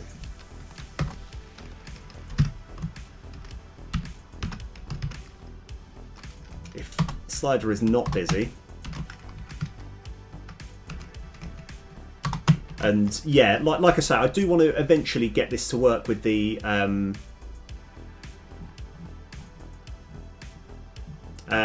mouse wheel, but I'm going to worry about that later. If slider's not busy, okay. Move slider, and this one we have as true.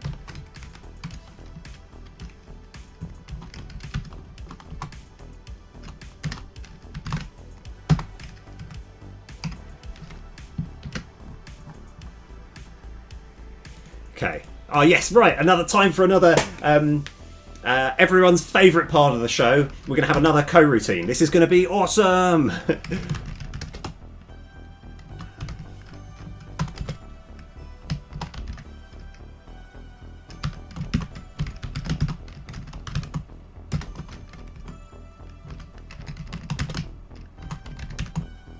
So why are we having this boolean as an argument? It's basically to tell it if it's going to be either moving up or moving down. So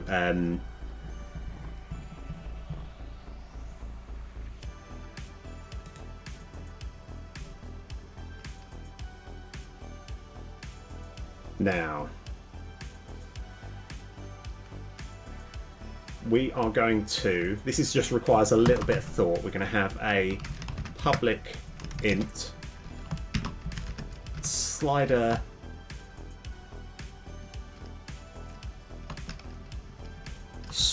y. Right, because yeah, okay, right. Start coroutine, move slider routine, bool. Sorry, just move up. Actually, one thing that always does confuse, like, I might have to change this a little bit later. It's just when putting it together, it just does get a bit confusing. Right, okay, so if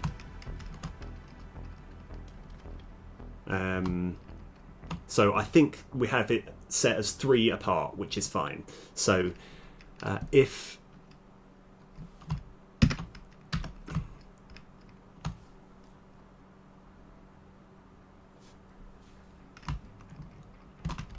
move up, oop,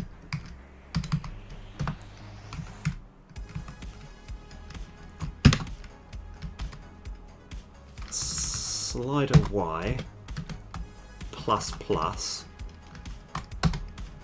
else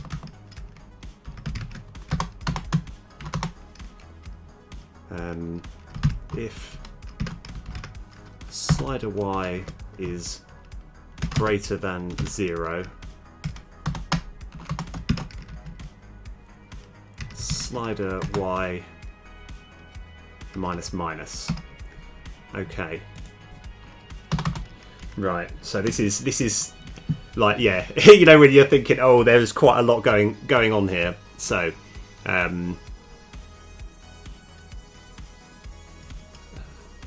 and we do want to have a limit. We just got to I've got to do a small bit of maths to make sure that we can't sort of slide above, so that all the cards are just miles on top of the screen. Which I will work that maths out shortly, but we're going to just fit this over. So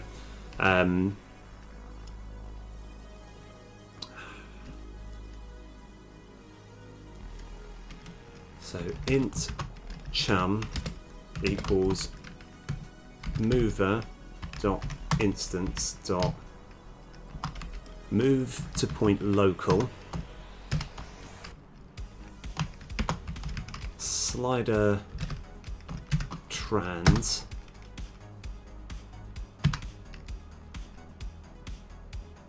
It's going to be new vector 3, and I think it's times 3, so it's 0.0f, comma, slider y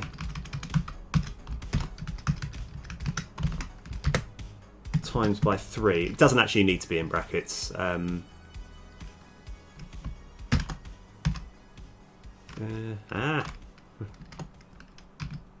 And we'll have it as 0.5f.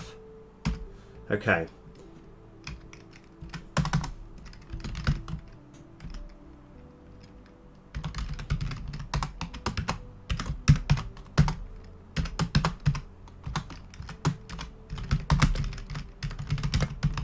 Yeah, it is interesting. One thing that would be useful is this particular line of code.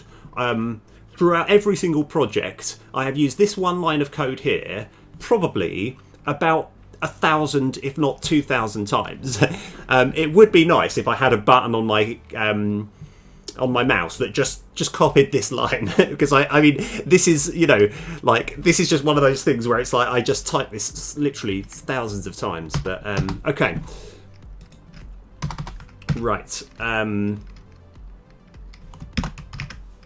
Slider busy equals true. There's a lot of things that we can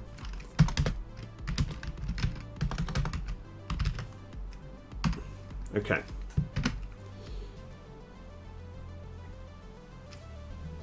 So let me just have a little stare at this. I think this is good. We just need to get the upper limit of what the slider y is, but we'll cross that bridge a bit later.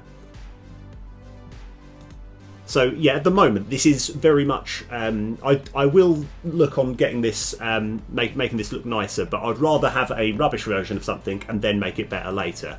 So there's two things I want to check at the moment. So right, okay. So up. Okay, that's not bad. That's fine. And so you can't. Yeah, the only problem is if I. Yeah, we can make that a bit faster as well. I think 0. Yeah. Also, I think we actually need to move it the other way around.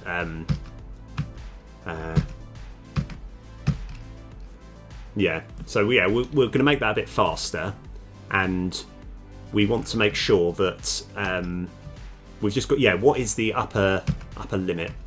So yeah, because basically once you've got it down as far as like here, you don't really want to allow them to move any further up, because I can just go up forever. So it would be, yeah, so in this case we've got, what is it, 6 by 1, 2, 3, 4, 5, 6, 7, 8, 9. Yeah, this would just require a bit of trial and error. So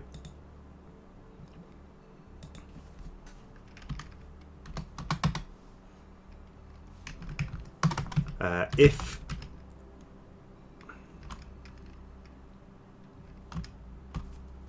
what is the key number? No, we're gonna. That's gonna require just. I don't want to try. I don't want to sort of dabble with that quite yet. I don't think the maths is too difficult, but I'd rather.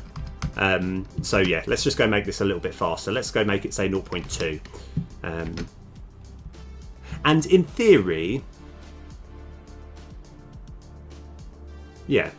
So, I mean, like, because once we've got this in place, so 0.2, yeah, I think that's fine. So we're going to, yeah, in theory, we don't actually, we can make it so that you can hold the button down.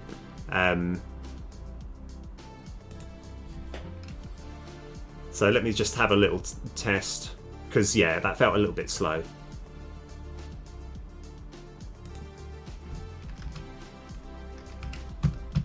Yeah, so you can have a check through all the cards, and obviously it slides up a bit high. That would just require just that tiny bit of brain activity that I don't quite have to work out, because basically we've got to work out how many columns it is.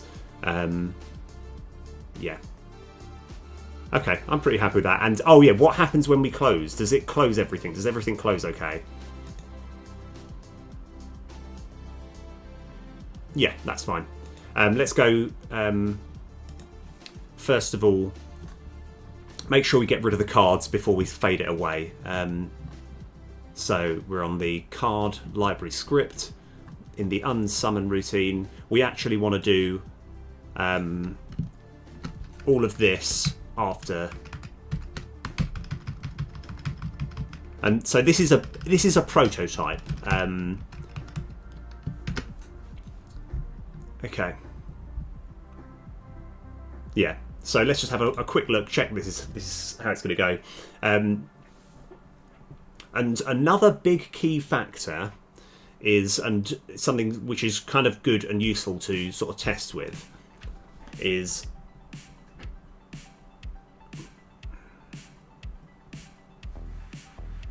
so we create this, right? Yeah, it actually needs to.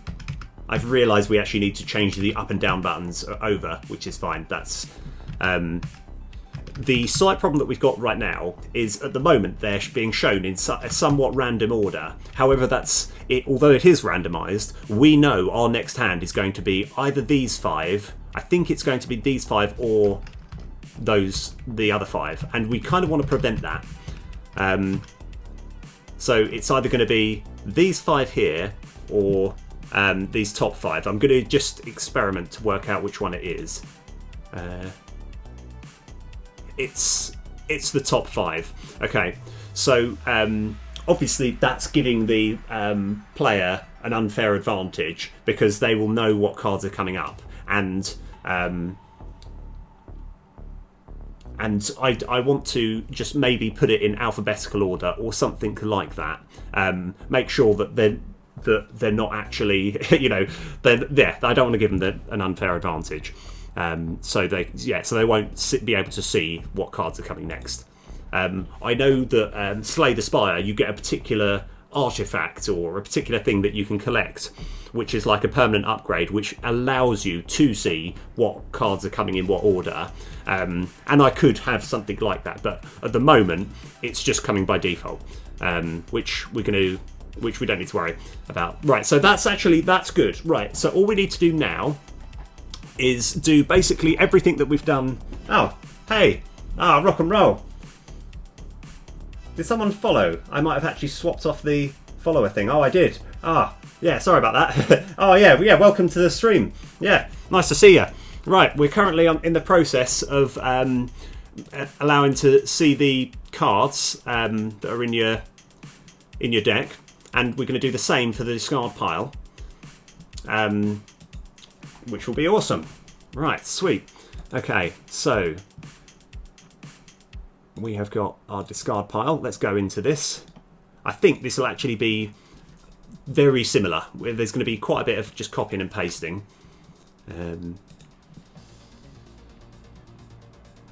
So we need to have a look at. In fact, let's go do. Let's do what we should do. We should actually just have hold these up side by side and kind of go through bit by bit as to all the things that we need to do. So let's open this bad boy up. We're going to go using Unity engine dot event systems.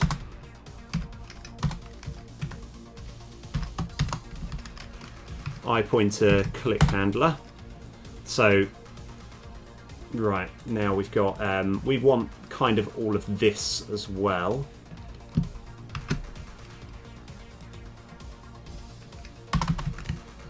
Yeah, it turns out these are quite similar scripts, even though they do very different things. One is the discard pile, one is the library.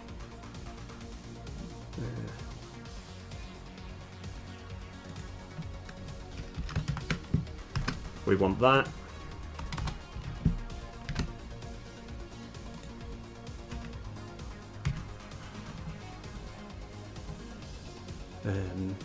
We probably want all of this.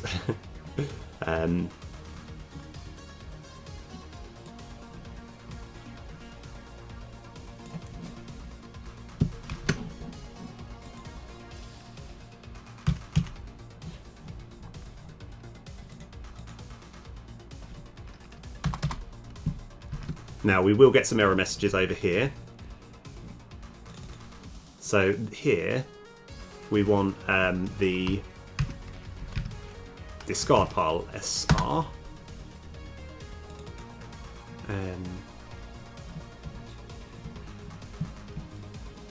And cards discarded MR.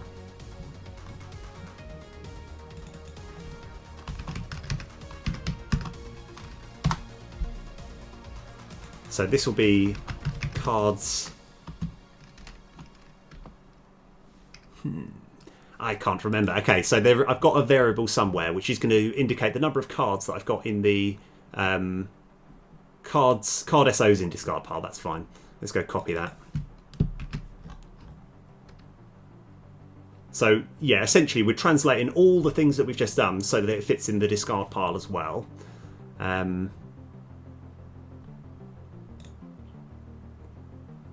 Summon routine.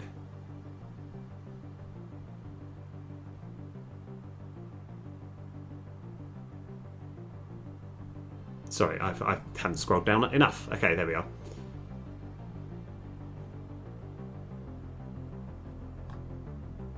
Here we go.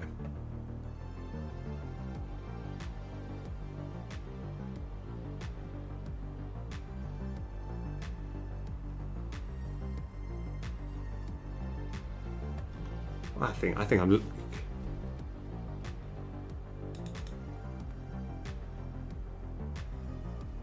Why has that changed to cards? Sorry. Oh, yes, okay. That's fine. Okay. So this will be discard pile SR. Oh, yeah, the other thing that we haven't done. Again, it's always slightly risky territory when you are just simply copying and pasting and changing a few variables.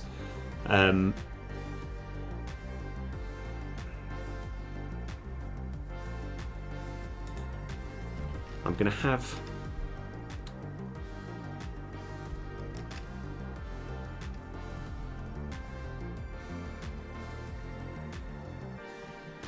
Okay. Oh, is that all I need to change?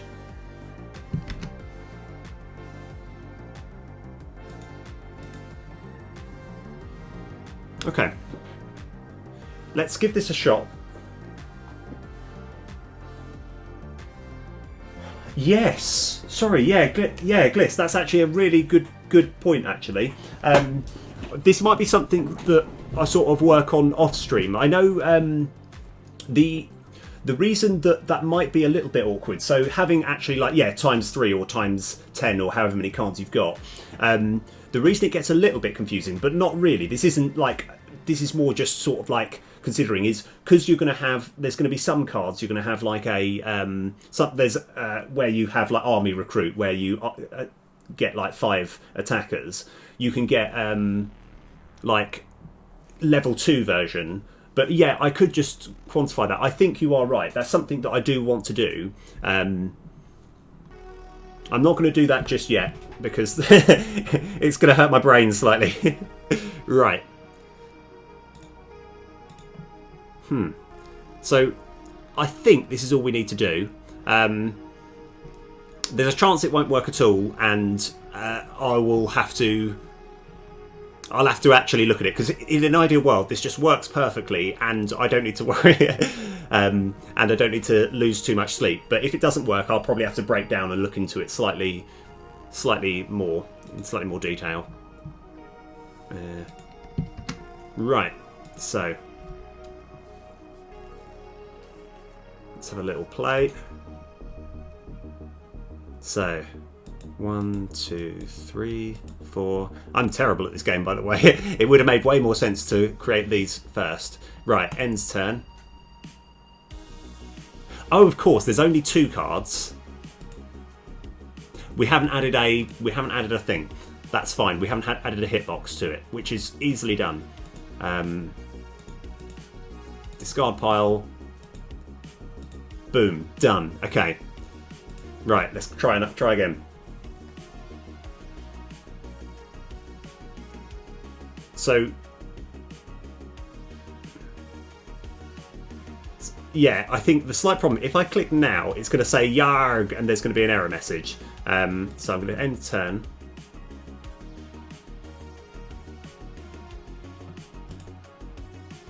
Oh, yeah. Yeah, nice. Okay, so unfortunately you can still kind of move it up and down, and I don't want people to be able to move up and down when there is only that much in. And oh, now that's interesting. I shouldn't be able to move the cards at this point. Hold on, let me just experiment with something. Okay, I still can touch all these cards, which I don't want us to be able to do. Let's try and work out why that is the case.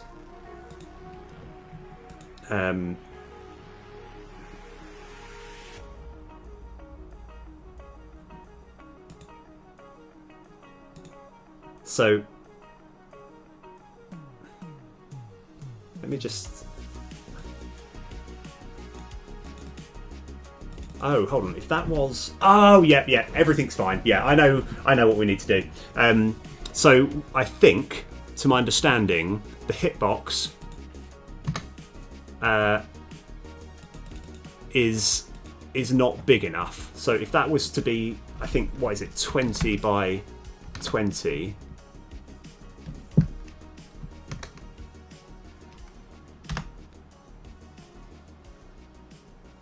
Just checking I'm accessing the right thing.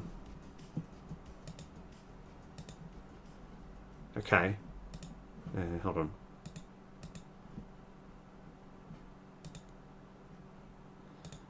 So, yeah, okay. I think I know the problem. It's because when I changed something else earlier, I just need to make sure the hitbox is as big. So that's very easily done. We just simply go into... No, not that one. Into the card library. And we just need to make this bigger. It's annoying because I thought, actually, if I did that... Yes.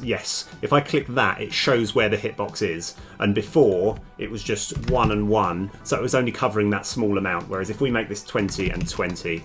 I just want to make sure that you can't access stuff while the cards are available. Right. Let's rock.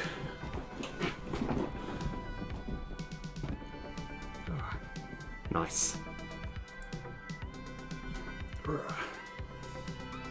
Let's have a look. Okay. So let's just check. Oh, yes. Right. Oh. Okay, nice. Okay, that did. So when it's covered, obviously there's no cards in the discard pile. That's why it's just going grey. Yeah. Okay, right. So I've realised this is going to be one of those things where I might have a whole episode just trying to modify this, make this slightly better.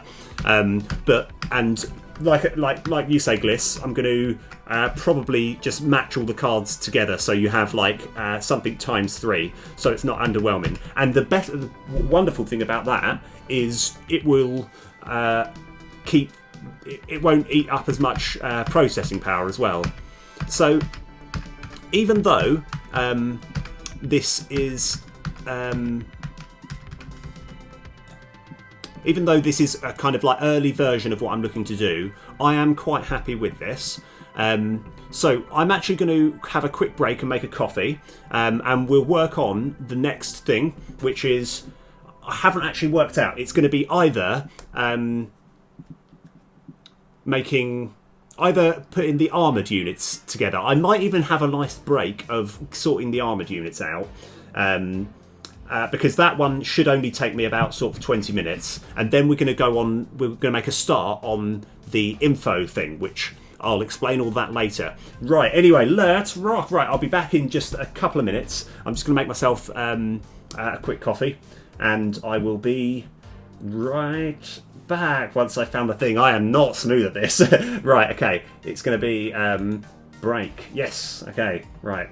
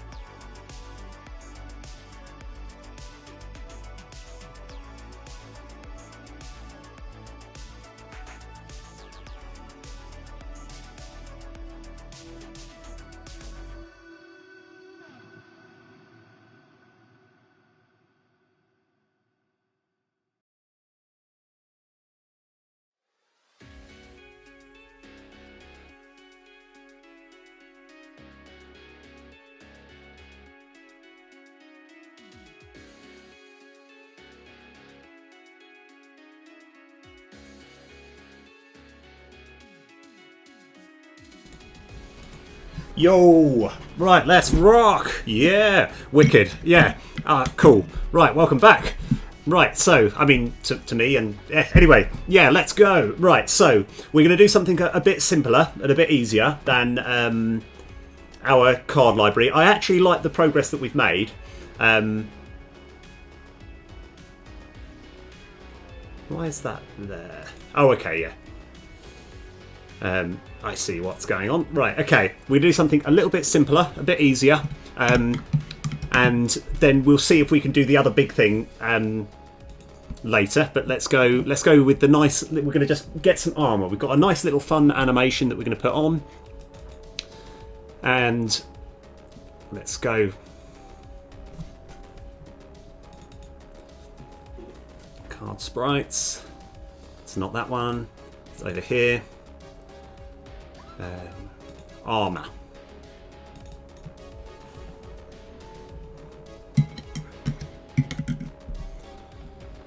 Okay, so we are looking to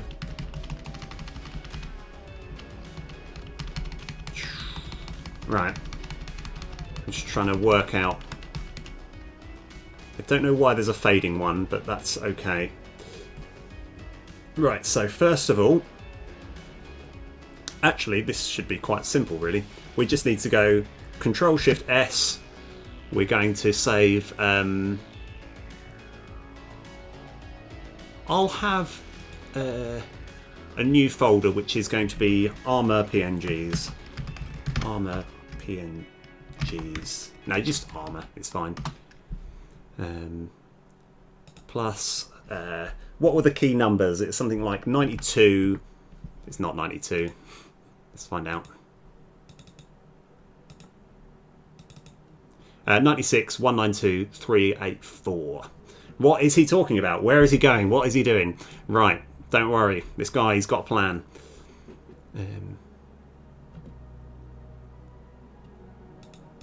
So, 96, 192, 384. So we don't actually need that at all. Armour 96. Armour 384 and 192.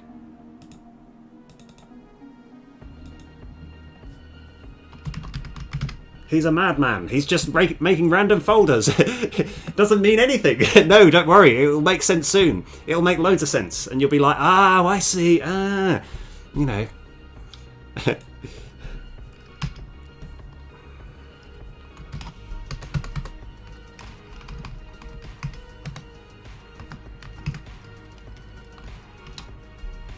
And we're going to save this as a PNG. Let's save it in there.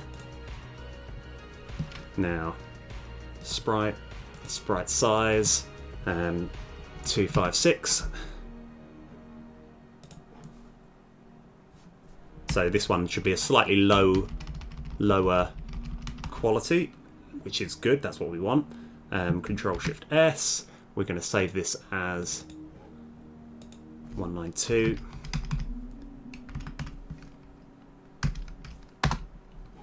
And we're going to save on cancel.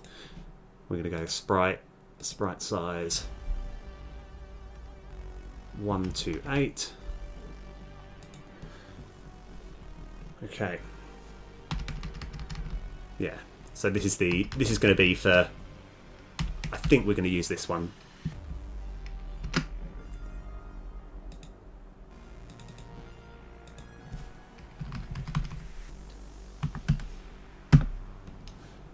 Okay, right.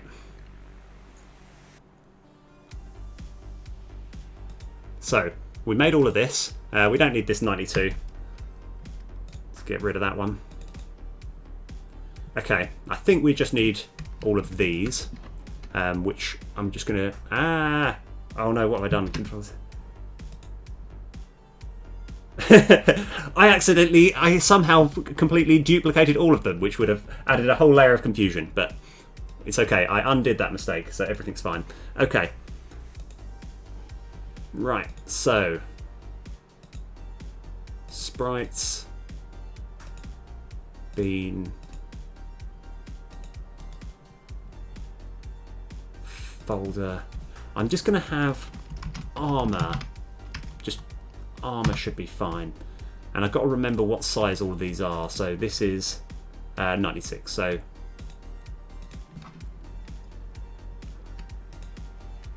I'm just copying from the other side of the screen. Chucking all this in here. Right, now we've got to set each individual sprite over to, so it's 128, point filter and compression none.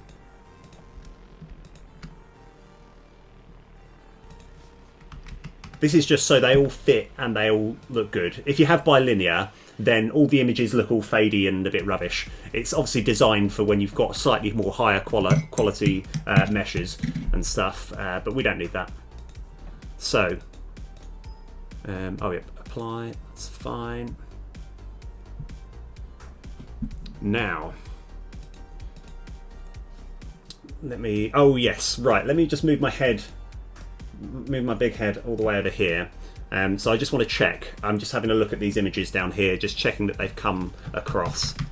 So, here's where it gets a little bit interesting. What I want to happen, when the armor comes on, I want to simply have all of these sprites all happen in one go. I want that to happen.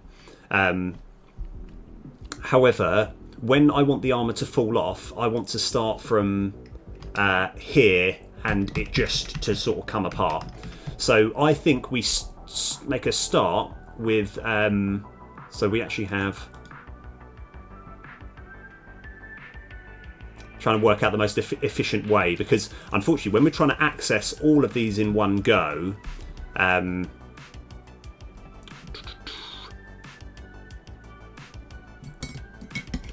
now there will be an easier way of doing this. I've just got to work out, create folder, armor on and armor off. Okay, so all of these here we want to have as armor on, and like I say, it does feel a bit wrong just duplicating these, but we want all of this. We're going to go Control C, copy, and oh, hold on.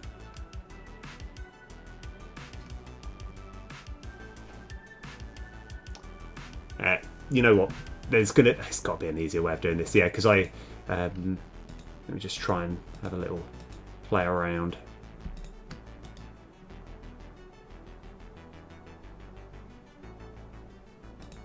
Okay, all right. I'm going to say this now. There definitely is an easier way of doing this, but I'm going to do. I'm just going to simply just copy it twice, because. No, okay, got it. Everything's fine. We're all good. I've got a plan. Yeah, sorry, sort of thinking on the fly. We just simply move all of these into there. So when we're doing the armor on, we're going to do all of this and all of this, and when it's the armor off, it's just going to be all of that. Okay, right. Fantastic. Okay, so let's go with what we're going to do. We're going to look at, we actually made a prefab a little while ago where it's bean stuff. It is bean splatter go. Right, so when this activates, you can see the bean splatter. So this is actually very similar. This has got almost all the code that we want to be able to make the armor on. So we're just going to duplicate this and then change a few things about. So, yes! Right, let's do this thing. Okay, so we are going to get the bean splatter, and we're just going to go Control D to duplicate it. And we're going to have, I think we'll have just armor. Armor go. Okay. Right. And And let's go, just for clarity's sake, we're going to change the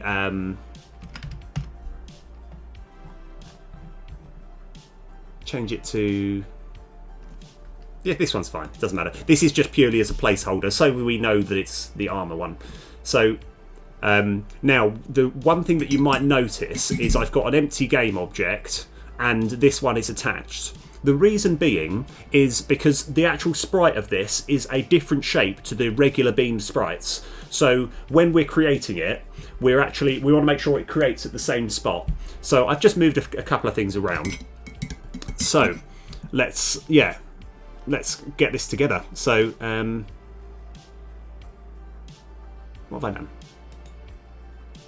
Ah, I know what I've done. Okay.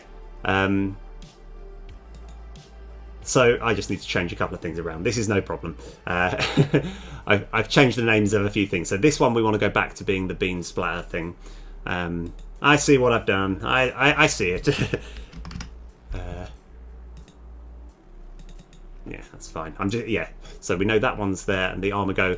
I've done that mistake before as well. So I just want to check that.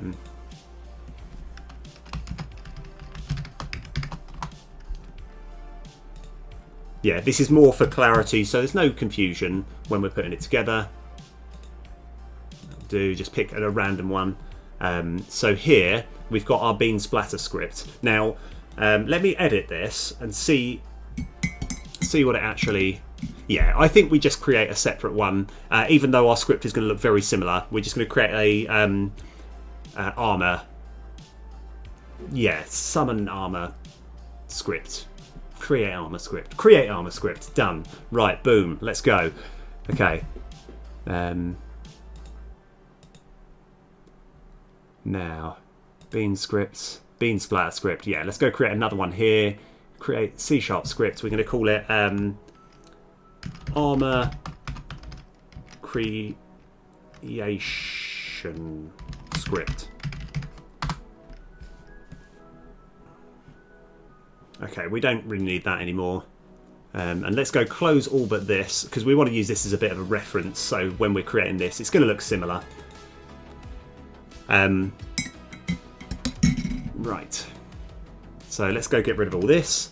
Now let's have this on the side here, because like I say, there's going to be quite a few things that are different, but we'll just go through it one by one. So we got private, but the important thing about this is it's a very cheap script. There is not going to be much going on.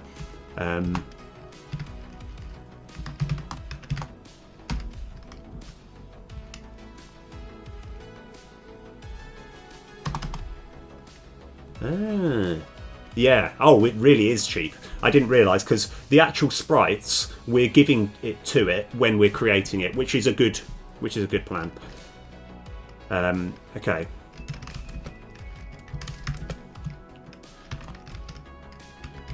And create Armour, and we can actually have both the create Armour and the destroy Armour in one thing, but we're just going to work on create Armour for the time being. Create Armour, then destroy self. No, that's kind of implied. Okay. So what do we need? We need the sprite. We need a selection of sprites, which are going to be Armour sprites.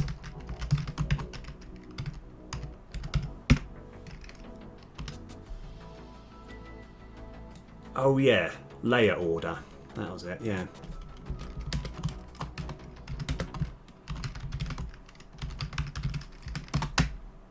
Okay. Now, obviously, my favourite bit, I enumerators / coroutines. They're the best bit. I love it. I always get excited when I'm creating one. I'm like, yes, this is going to be awesome. So this one here, for reasons which I'll explain later, we are going to have a Boolean, which is going to be busy. We didn't need one for the bean splatter, but we do need one here. And I'll explain why shortly.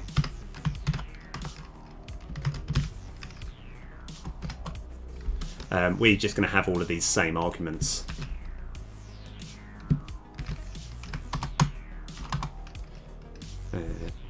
And start coroutine, open brackets, create Armour routine, and we're going to put these same variables into here, Armour sprites and layer order. Okay, so busy equals true, busy equals false. Now, int chon. So this is using my script. Now, I was going to say, I think on my YouTube, I've incidentally got access. So if ever you literally wanted to just copy and paste it, I've got both the Arran script and the mover script, which are just like really useful scripts that are good for like when you want to move one thing from one place to another. So like they're still, they do need ironing out, but they are really useful. Right. Oh, we haven't actually we haven't got access to the.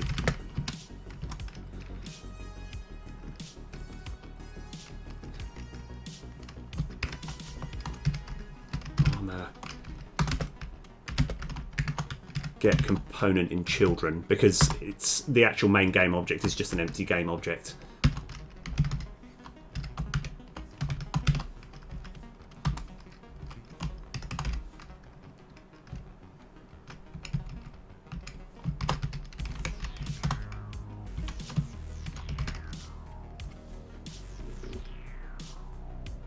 Yeah. Right, so we need to play forward once.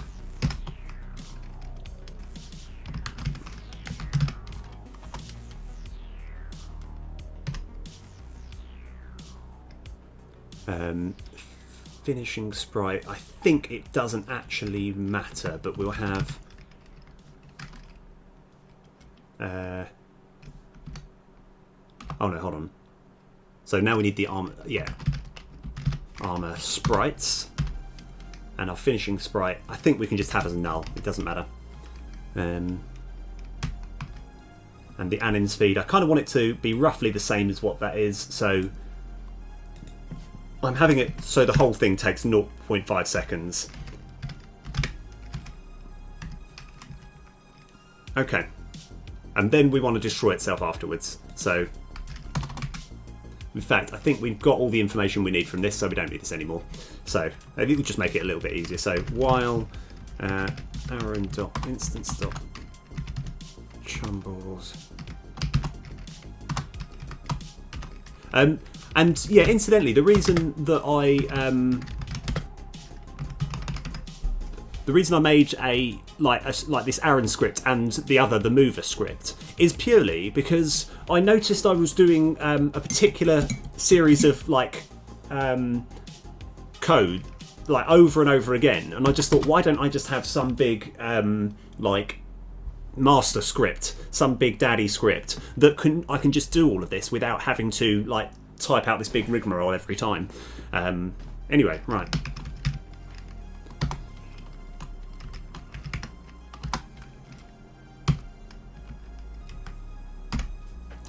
Okay, right, so this is purely for creation, because the idea is you're going to have a normal bean, then you're going to create the armour on top of it, and then it's going to, once you've actually created it, it's just going to instantly snap into being the armoured variety. Oh, hello, Gabriel Game 311. Oh, thank you, yes. Oh, rock and roll. Oh, thank you for the raid, yes. Nice. Awesome. I didn't even know I'd actually set up the raid thing, but yes, awesome, wicked, welcome. Oh, fantastic. Right, we're just creating an armor animation. Let's have a look. Oh, yes. Oh, thank you for the follow as well. Yes, you are a game dev rockstar. Awesome. Oh, yeah, nice to have you on board. Right, sweet. Okay. Right, where are we up to? So, let's have a look. Right. Okay, so we've got this. We want to make sure we give this the armor creation script. And now what we need to do is go back into our main game. We've got to find the point at which we're creating armoured units. So before we do anything, let me actually have a little play with something. So it's going to be in the... I think it'll be over here. Let's edit script here. So we're going to change some of the cards so that we've got more cards that... yeah! Hype! No, I think with me, I kind of like, I always try to stay as sort of like as pumped as I can. And then sometimes I'm like, oh gosh, this is... Oh yes, right, okay. Right, so what's the... In fact, I'm actually... Let's go... I just need to change a couple of things, then we can actually set up mana script.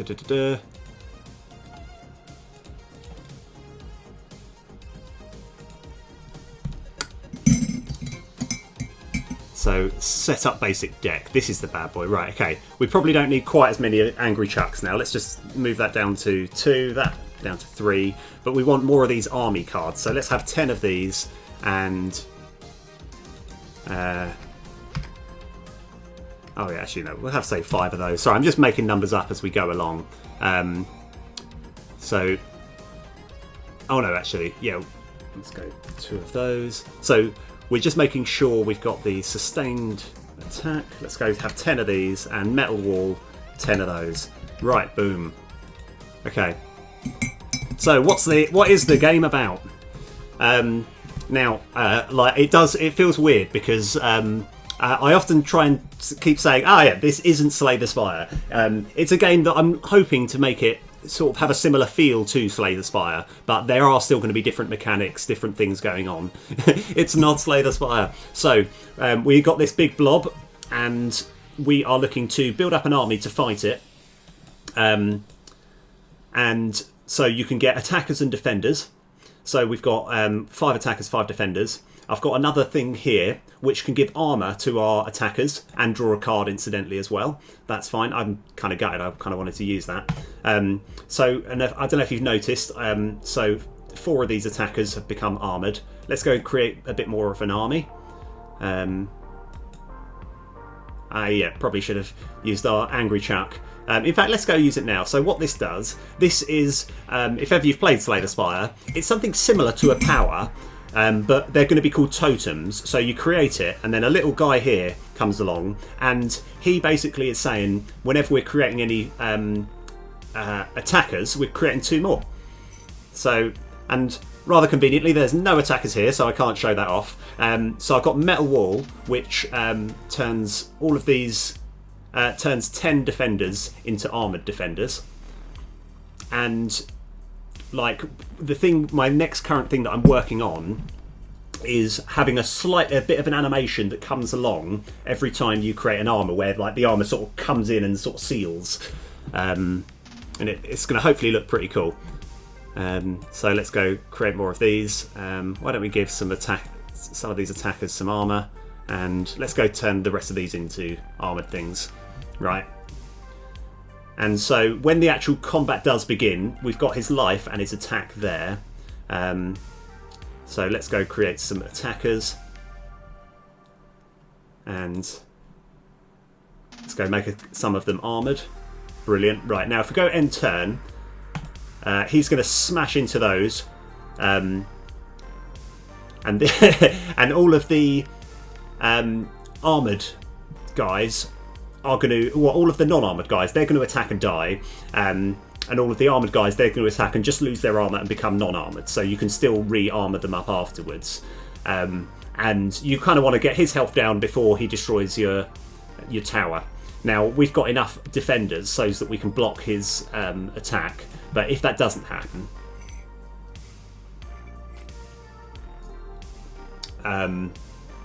So yeah, when we've only got this many, let's go create another totem as well. Yeah, for fun. Right, may as well make another attacker. But now that we don't have enough defenders, he's going to crunch over. These defenders are going to block some of it, but then we're going to take some tower damage. So that's the basic premise of the game. So what we're looking to do next is make sure that when we actually put armor, this is a rubbish hand by the way, so I've also made some rangers. Right, now what they do, they can attack even when the monster's approaching, but like they're a bit delicate. It means that once this takes any damage at all of these get killed off, but they attack before. So he's going to attack, do the 2 damage, but then all of these are going to get killed off. Right, so our plan that we want to have is when we have these defenders, so we've got these defenders here, I want to just have a slight bit of sort of tweak. This is going to be slightly more of a just going to look better. So we're going to turn all these into armour, but at the moment they just click, become armoured, and then move forward. I want to change it so that we have a cool little animation which puts it all together. Right, let's rock. Let's do this thing. Okay. So I have just been working on creating that. Let's have a look. Yeah. I've just made a script and I've attached everything that I think I need, and we're going to actually see if we can put it together. Now, I think it's all going to start with, in fact, we have it here. We've got a, where are we? Card. It's somewhere here, card action script. So basically, this is the thing that tells us to this has got all of the functions of the card now, and what I've done is, so we've got Ranger Recruit, Angry Chuck, which is the little totem thing. Now I think we'll start with Guard Recruit, no, not Guard Recruit, sorry, Metal Wall. So what this one does here is it converts the defenders into armoured defenders. So let's have a look and see how we can actually edit this and put in this new feature. Right, go to definition. So start coroutine, create all of this, convert armoured. So yes, so the actual conversion process is occurring within this defense building script that we've got. So let's go in, let's just see where it takes us. This is kind of why I quite like, you know, because it's like I can't remember exactly where everything's held, but it's quite nice kind of following the route of where everything goes. So create, convert defenders. So I think we actually have a number of things to convert. Here we go. Right, it's this function here that I believe all the magic occurs. So it's going to be in here where we're going to create each individual thing. Right. So what we kind of want to do is, so what's actually going on here? So we don't need to worry about this. This is just working out where in line it needs to move to, but that we don't need to worry about.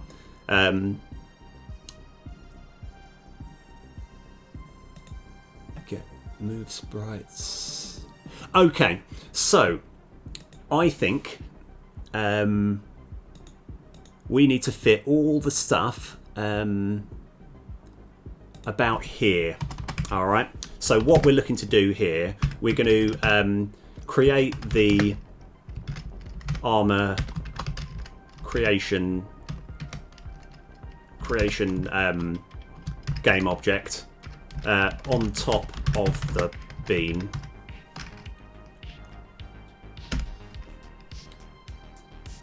And then, and wait, yeah, and wait. Okay, right, don't worry, this is all going to make sense, it's going to look awesome. Right, so first of all, all we actually need right at the top here is we're going to have armor creation go. So private game object, we're going to call it armor creation game object. And we've got, let's have a look. Oh, yeah, so in the setup, we want to have a armor creation go equals resources dot load game object. And we'll find out, I always just do that, so we know we need to fill this in. But what we also need as well is, and I'll put it underneath here, we need access to all the actual Armour sprites. So, private sprite. I think I can just call it Armour sprites. No, Armour creation sprites. Let's go. Creation sprites. And we'll create it over here. So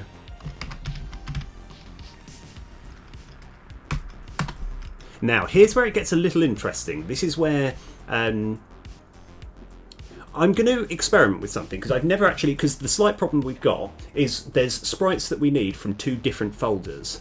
So in my head, I think we can just go resources.load all sprites from one place plus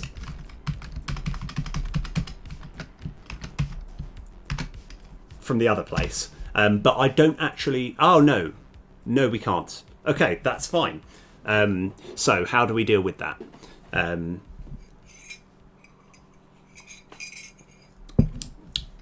Okay, I think the way which we can do this is...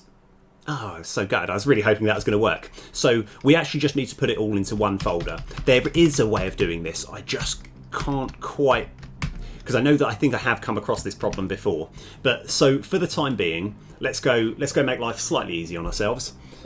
Oh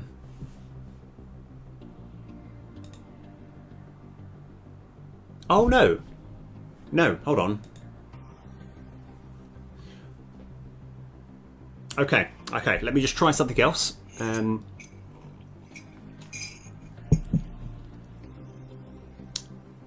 Yeah, if this doesn't work, then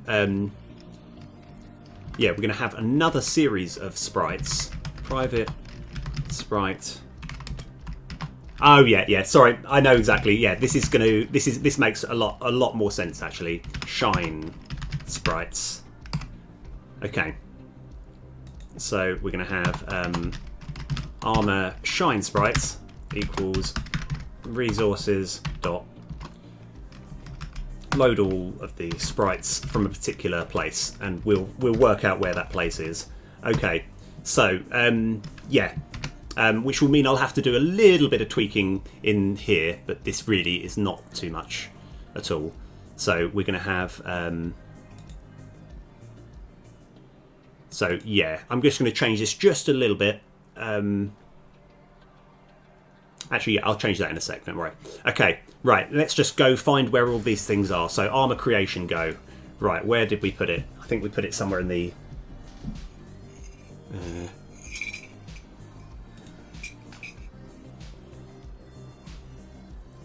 I think we just called it that, that's fine. Copy path. So we've got access to the game object that's creating this little animation. I won't actually save it so it doesn't have to compile each time.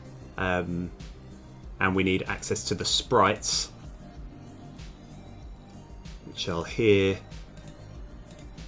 So I'm actually going to rename this now. So we're going to have Armour. Yeah, it makes sense to rename this now. Armour shine and Armour creation. So let's go get hold of all these.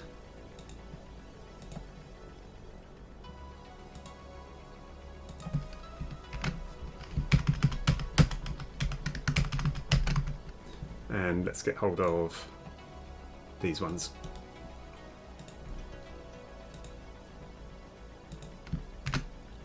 Now you'll probably work out like the problem that I'm going to run into, and I'm going to see if I can just get away with doing something, but I probably can't. So now we've got access to the game object, we've got access to all the things. We just need to create the game object at the point where the bean is, which I had somewhere. Where did I put it? Convert defender. I think it was over here. Might even be further down. Yeah, just over here. Right, so what are we going to do here? So first of all, we want to have our Armour creation script. Armour creation script equals, and then what we're going to do, we're going to create the game object that we've got. So instantiate Armour creation go, and we want to know where it's going to go. So it's actually going to go at the bean script dot get trans dot position, and then we're going to put quaternion dot identity because it's continuously tormenting me because it doesn't work without it. Dot get component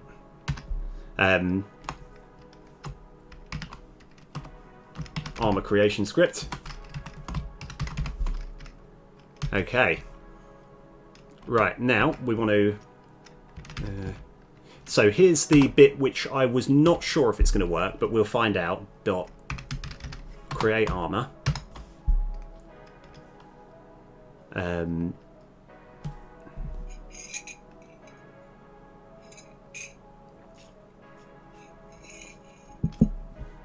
Now it is going to be, so this is what I wasn't sure about. So Armour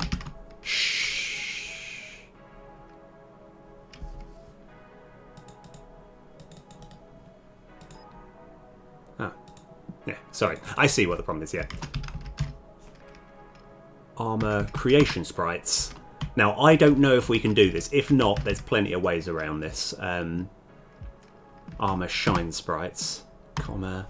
No, we can't. That's fine. I'll explain what we're going to do. So I was hoping we could just kind of put both of them together in one place, but we can't do that. But that's very easily fixed. So we have here, we just want to change some of these variables. So we're going to have rename to Armour creation sprites, and we're going to have we're just going to give it two separate lots of sprites. Armour shine sprites. There we go. And we're going to add that new Armour shine sprites. That's fine. And this one has got a new argument to fit into it, which is sprites Armour shine sprites. And what we need to do here, oh yeah, and that we just need to rename as well, to rename to Armour creation sprites. Okay, so we've basically got to do both of the animations individually, which is completely fine, very easy to do. So that'll be Armour shine sprites, and let's go make them 1/4 of a second each. So each animation will take 1/4, so that should work. And here we should have, just so that I just want to make sure Armour creation sprites.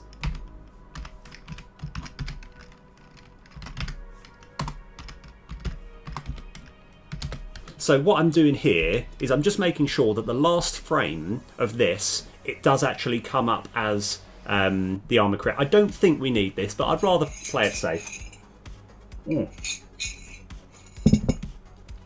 Oh, lovely. Cold decaf coffee. Absolutely, my favourite. I sometimes leave it in the fridge so I can... Right. So that's all good there. Defense here. So we can actually now, we've given it the Armour sprites, and the ordering layer, we've actually quite nicely, we've got here, we want it to be just in front. So our order in layer is going to be row number +6, I think. I think it's literally just going to be, we just want it to be 1 in front of whatever the bean is.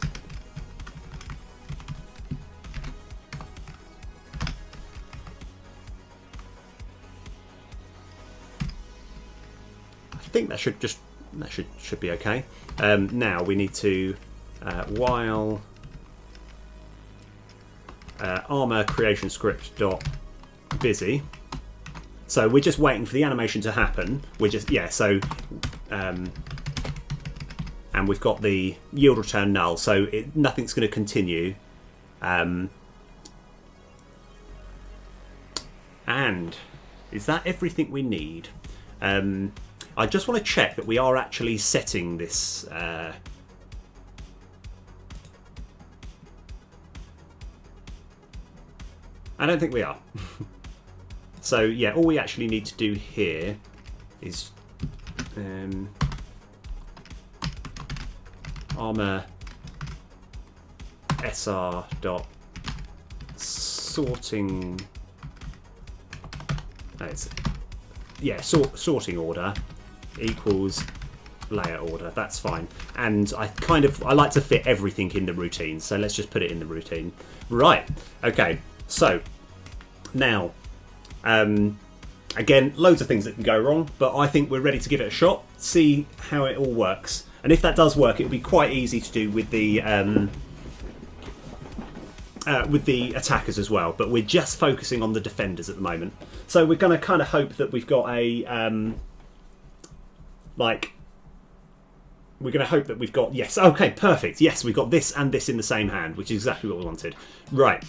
Okay, is it going to work? Right, boom. Right, moment of. Ooh, that looked pretty nice, didn't it? Yes. Okay. Right.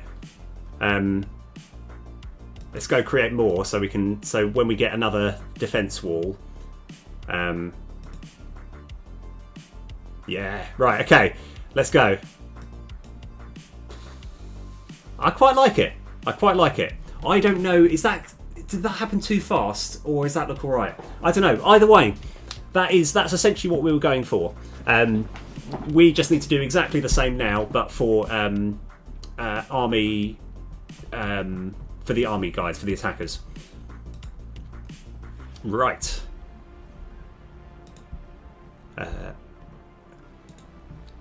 So,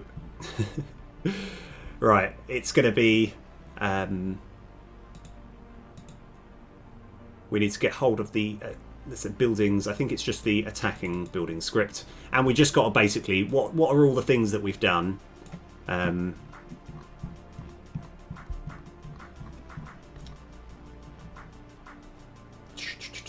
So we need all of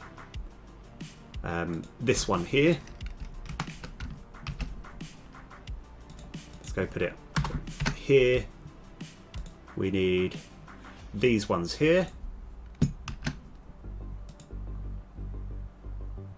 Put it underneath neatly over here. Brilliant.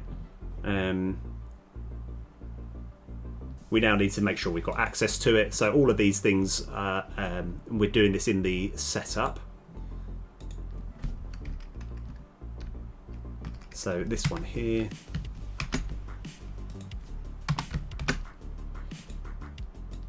So yeah, like I say, a lot of this is actually just copying and pasting because we don't actually, because there's no point in us making life more difficult, and I think we can almost copy and paste the exact code, which is somewhere near the bottom, isn't it? There we go. Move. So I think it's just that. And so somewhere near the bottom here we've got, no, it's not that. We're going to have a function where we're moving individual attacker to armoured position.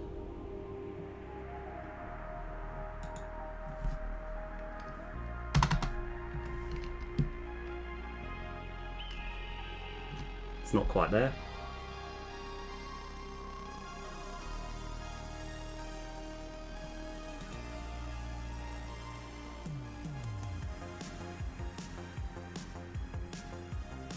just here. So with any luck, it will just work really well with our attackers. It will just run really smoothly, and there'll be no hiccups. So everything's going to be great. Okay.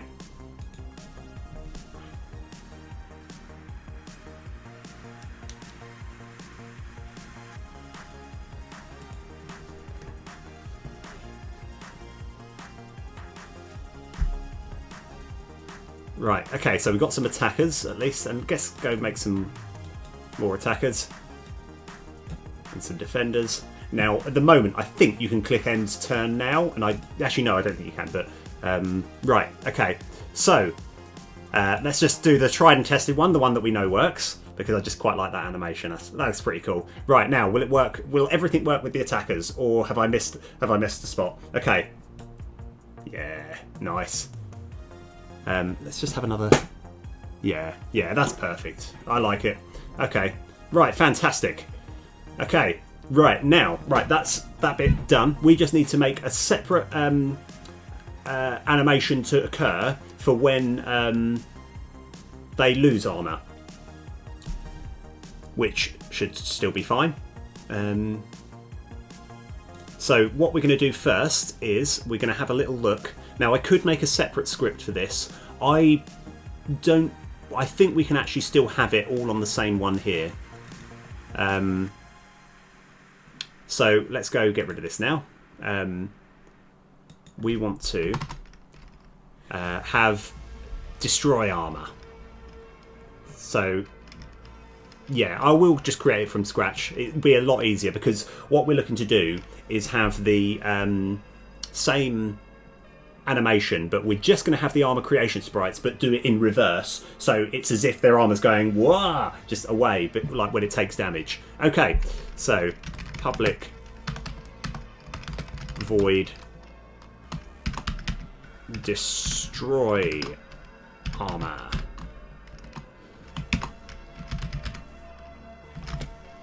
So armor destruction sprites, which is going to be the same as the armor creation sprites, but I'd rather armor, and we only need that's all we need. Int layer order. So yeah, I thought I'd do the more complicated one, and then we've got an easier one. Destroy armor routine, and we want all of these arguments to go inside.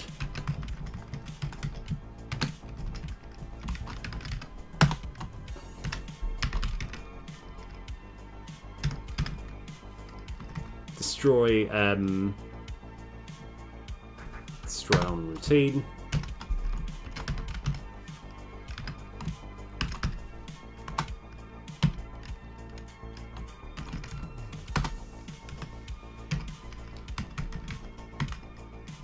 Now, we can use a lot of this. In fact, we can use so much of this that I'm just going to copy and paste and just change literally a couple of things. So it's exactly the same except for we don't need this. In fact, let's go get rid of that. That's fine. Get rid of that. I think that can be a 0.5.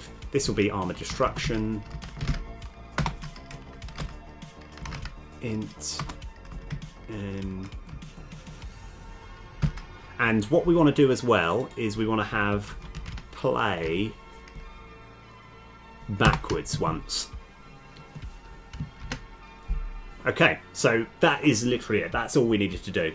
Now, I can't remember what bit of the code has access to just like the things taking damage. I think it's still in like the attack building thing. So let's actually, I'm going to press Control MO, have a little look over.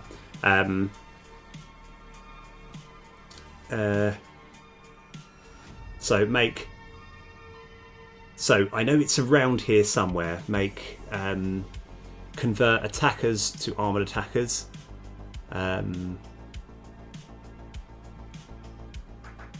Move individual beam that's lost armor routine. This is the one. Okay, so what it's doing, it's getting the move sprites, it's charging over. No, it's playing the animation to charge over. It's then reaching its point. And we don't actually, yeah, I've got this cancelled. We don't really need that anymore. And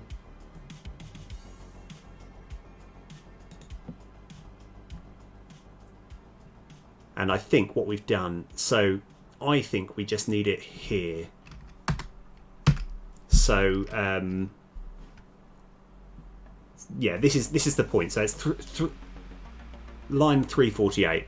The reason I'm doing that is because we can almost copy and paste something, but just make it a little bit nicer. But like, yeah, okay. Sorry, just blabbering at the moment. I apologise.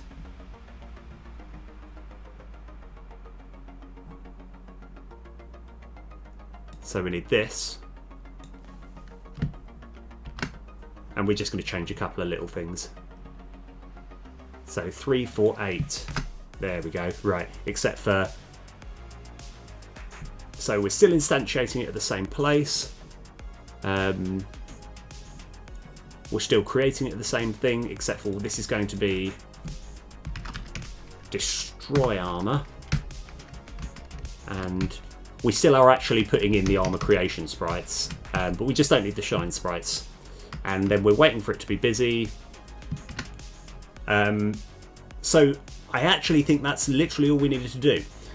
So this will take a little while to set up. So I may as well, because that really is the only thing we've done is these 3 lines of code and change this one word. We can put this in the defense script as well, literally word for word, and hopefully that will mean that as they take damage, they'll destroy the armor.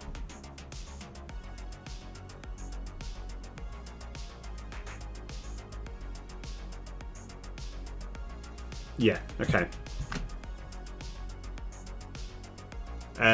Yeah, so that's what we've got there. We just actually need to get... I've just got rid of the defense building script, but we've got it just here. Right, have we got any error messages? Nope. Right. Okay. So now we need to work out, move individual beam it's over here. So unfortunately, these actually get knocked back, and so I want them to lose the armor as they land on the floor.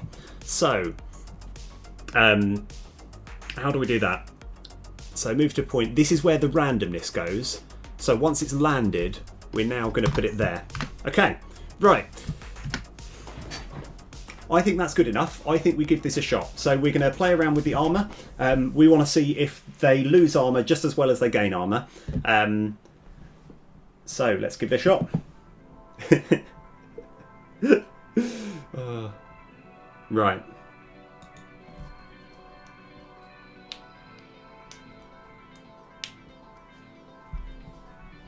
Okay, so while we've got the things, oh, I should have made an angry chuck first. So creating the armor. These are rubbish. You can still play them, but nothing happens. Right, yeah, we want some defenders. Let's go convert some of these armored guys. Let's go make some more defenders. We still want to have a selection of both armoured and non-armoured to test everything's working.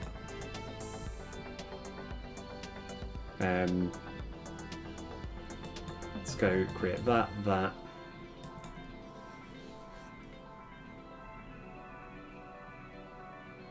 yeah. Okay, that's all my mana spent this time. Let's go make another angry chuck, and let's convert some of these into armoured attackers. Let's go create some more armoured attackers, sure, and may as well, let's make a ranger. Right, okay, so before I actually press end turn, what we're hoping to see happen is so first of all, he's going to fire over, deal 1 damage, right? Then our blob is going to suddenly crush, and 10, all these 10 are going to sort of knock back, lose their armour, and then run back into the position of the non-armoured. then all these guys are going to attack, and these guys are going to lose their armour, and these ones are going to die. Okay, right, let's give it a shot. Right. Oh yeah, cool. No worries. I'll see you in a bit, man. It's cool. Yeah. It's always awesome having you, though, man. KO2 fan, you rock. Right. Boom. Ah, okay. That's not quite what I wanted to happen. Ah, I've just put it in slightly the wrong place. That still looked pretty cool. So what I actually mean to happen is, but that's good. That's good. That's fine. So they've actually lost the armour at slightly the wrong bit, and I don't know. I've made the same mistake with both sides. Okay, I think I see what we need to do. I'll have to work on one at a time. So we want the defenders. Sorry, I just like seeing all the defenders go and then just splatter. It's just brilliant. Right. Anyway, right. So we've learned what we have done wrong, and it should be okay to fix. So.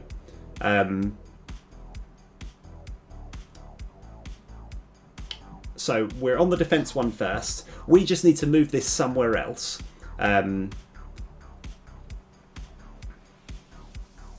Right, yeah, I think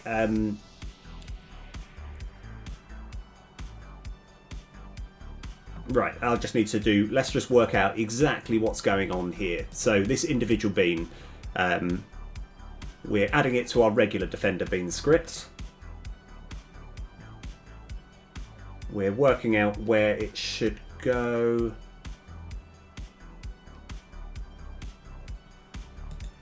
That is, because ideally, oh yes.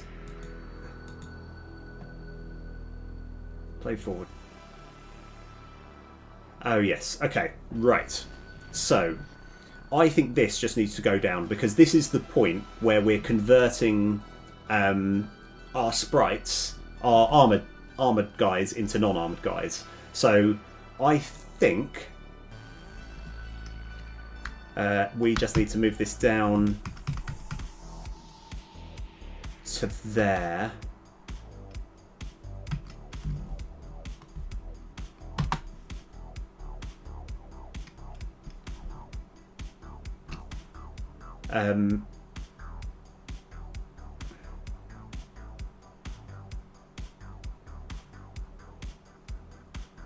I'm trying to work out why. Oh yes. Oh, SG40. Oh, thank you for the follow. Rock and roll. Nice. You are a game dev rockstar. I don't know if that's going to be the thing that I say every time someone comes, gives a follow, but yeah. Oh, this has been awesome. Yeah, nice. So we're just working on giving our beans armour and taking it away. Right. Armour creation script. Okay. Maybe we don't need this at all. I'm trying to work out why we're giving...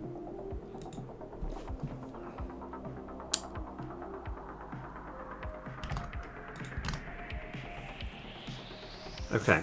I think if we just get rid of that. So now it's moving back. And... Oh, I see. I see.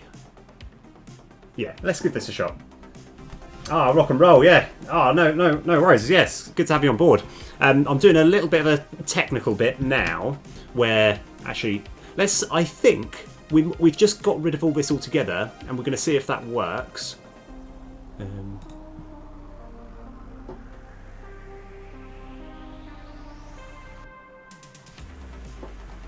I just want to see the point at which the armour is getting destroyed. So let's go create some armoured guys. Boom. Right. Cool. Let's go make an angry Chuck as well.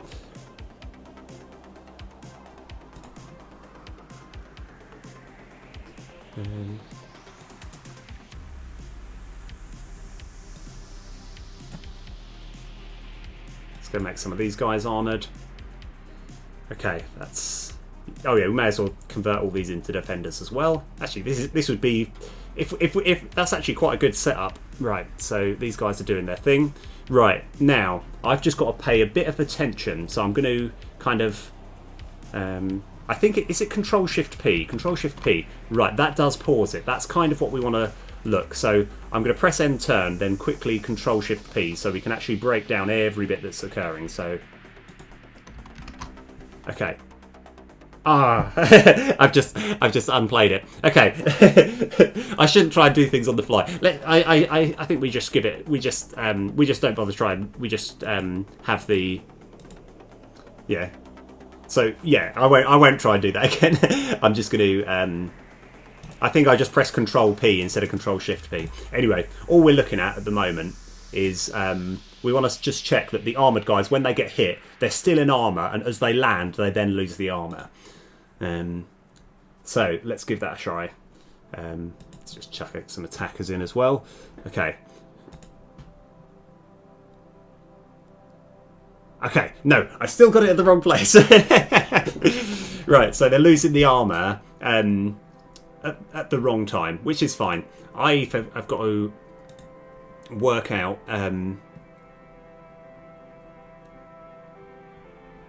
exactly where we're going wrong. So let's find out where this is called.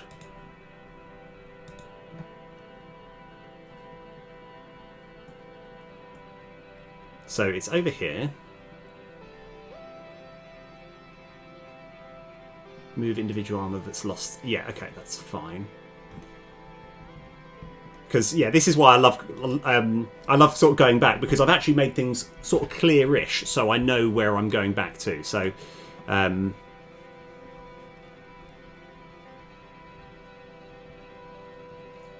right. So there is a certain point at which move to point.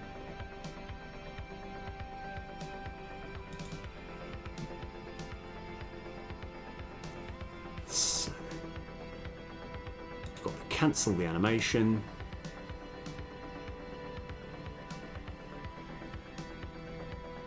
Oh, I have a feeling that the moment...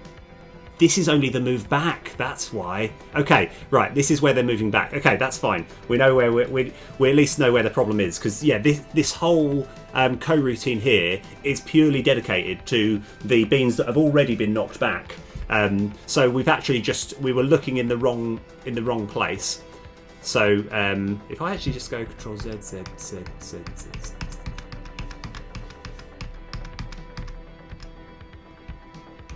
I think that's fine. We just need to move this somewhere else. And I've just got to work out exactly where. So I think it could be even here. Let's go find all references. So no, it's not the make beans splatter. Convert defenders. Ah, it's here. That's it. That's all I did. That's the problem. Right. So in this routine here. So yeah, I was just looking in slightly the wrong area. So this is convert armoured defenders to non-armoured defenders. So what are we doing?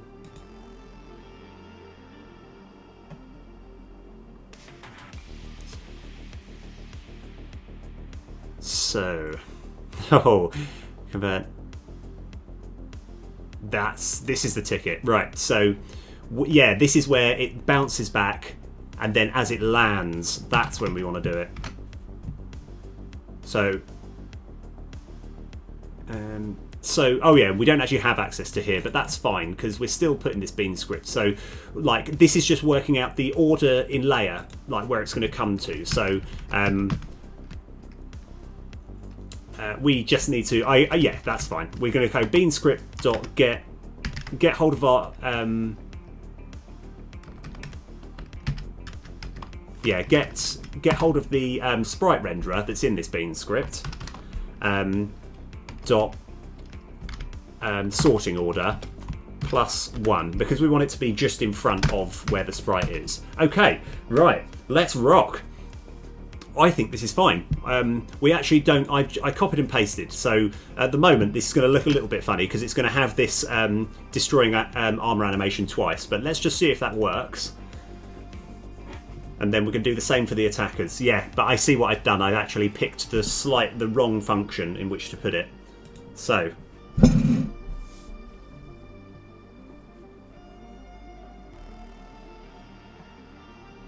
So let's go make some defenders. Let's make an angry Chuck. Make one of these. That'll do.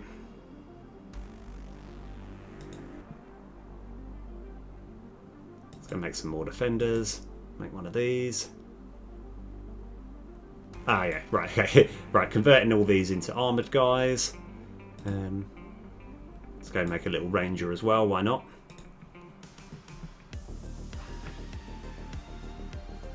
Okay.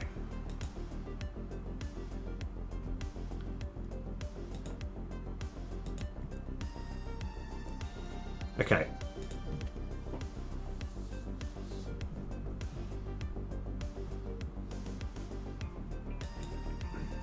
Right, I kind of want to keep these, so we've got 17 armour, so we can defend that and these will still survive. Right, let's go. Okay, so now, I'm hoping that they get knocked and as they land, they lose their, they have the armour loss animation as well. Let's give this a shot. So that's... Ah, close. Close, okay. So it did do the thing that we wanted it to do. We just got the timing slightly wrong. So we've actually converted these sprites at the wrong time, which is very easy to fix. So what we've got here is, I think we just simply get rid of that. So that way they're still going to be armoured when they're in the air, and it says them landing is what makes them lose the armour. So let's just, yeah, I know normally I like to do a bit more before I sort of try it. Actually, you know what, before we do anything else, even though I do like that sort of armour destruction animation, it makes absolutely no sense to have it...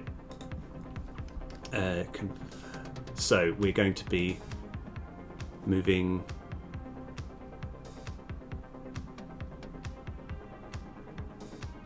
Let me just have a look, because I know that... move... I'm trying to remember where it was now. Yeah, that's it. Here, we've got... we don't need this here. So let me just take that out. So that way it won't do the animation thing at the rock. Yeah, hopefully everything will... Hopefully it'll just work, alright? Right, let's give this a shot.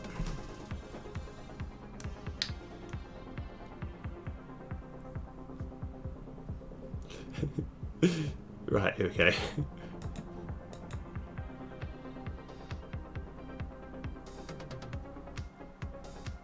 Okay. Nice. Right, okay. That's actually, essentially, I'm not going to, yeah, I'm not going to test anything more. We're just testing to see if when it attacks, it's still in armor, it lands, loses the armor, and then runs back. Okay, let's give this a try.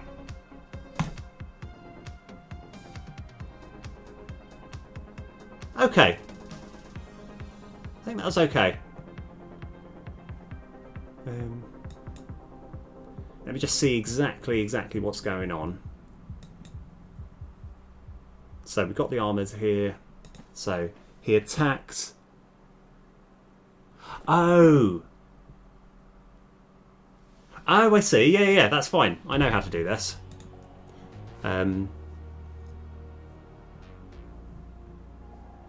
We just need to make sure that convert individual armor to non-armored routine.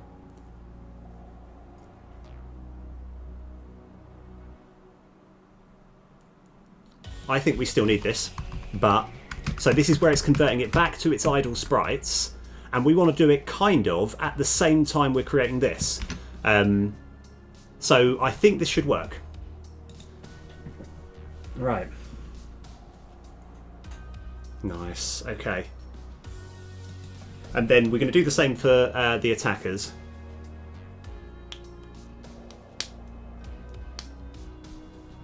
Right, good. Okay.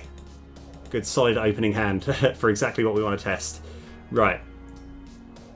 So they're all armoured. And we can just skip because I'm looking to just get to test this. One thing which I'm quite glad of is when I actually made a point of making everything just move a bit faster. May as well make some defenders just so we can get a bit of contrast. Okay, so they're still armoured. They lose it. Yes, right, exactly, perfect. Now, with the attackers, I don't know what looks better. I don't know the point at which the attackers should... No, it would be really useful if I actually got some attackers that I could give armour to. Right, here we go. Right. So this is just working on attackers next. So I don't know the best point at which it should lose the armour. So it attacks. Yeah, I think it's the moment that it lands there, gets the attack. Yeah, and then it loses the armour as it lands. So that, again, should be pretty easy to fit in. Sorry. Cool. Just checking I've still got that really useful bit just somewhere in my thing, in my Control C. So, yeah. Oh, yeah, thumbs up. Nice. So, let's go get rid of this one. In fact, let's go... Control X, that's fine. And now I've got a few more things in this one, so we've just got to work out. I think it's convert attackers to armoured attackers. Convert.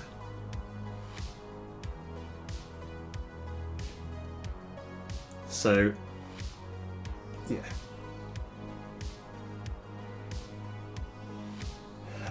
So this is where it gets a bit Oh, what you're saying is, should the armour break when the monsters hit them? So you're saying that the monster should kind of go over, hit the defenders, and the moment that they get hit, I mean, because in theory, they don't even get to they don't even have to knock back. They could just be like, they could just, as soon as it attacks. So that's actually a really good question, and I don't know at the moment. In my head, I'm thinking like the monster attacks, right, and then all the armoured guys are like, whoa, what's happening? Oh, we've landed, and now the impact of us landing has caused us to lose armour.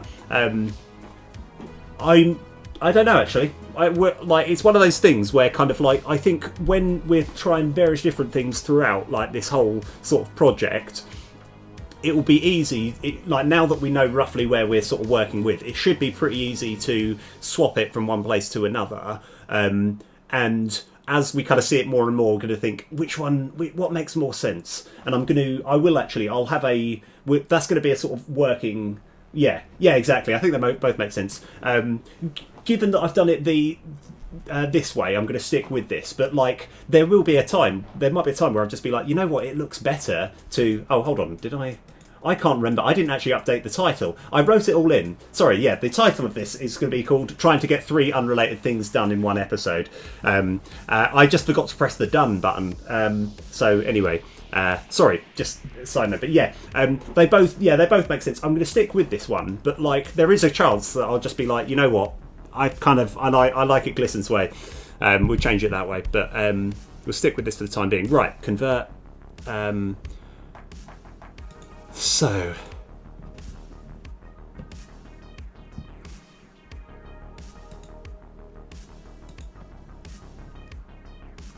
I have got to work out exactly, so it's the, oh yes, make attackers attack routine here.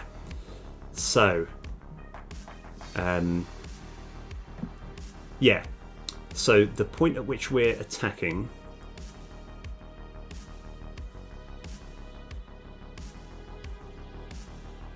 make bean attack, this is the one. So let's open this bad boy up, and then if they're armoured,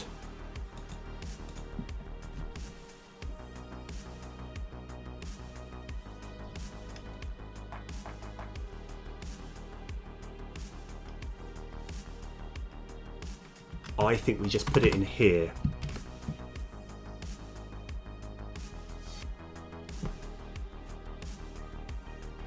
think that's all we need. So I just want to check. So this is where it moves over. It then lands. Here we can just change it to bean script dot get sr dot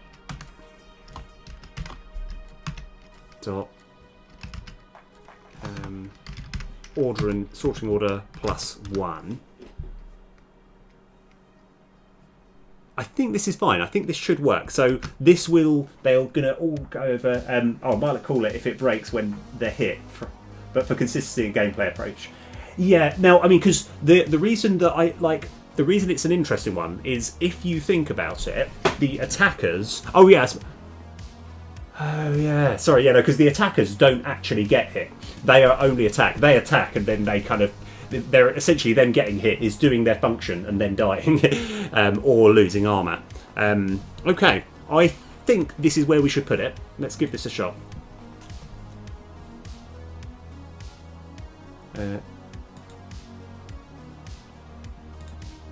Yeah, that's fine. Okay.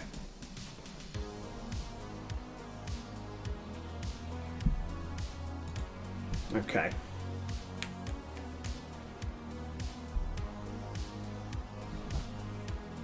Right. Okay, that's nice. Okay, good. We've actually got we've got things to test out. Oh, I should have played the Angry Chuck first. Sorry.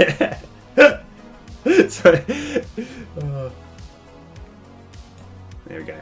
Right. Okay. So we're just going to sort of cycle through because we got. Actually, no. Let's go have a look because we can actually consider what you were saying earlier and be like we can. Let's go get some attackers. And see what actually makes sense.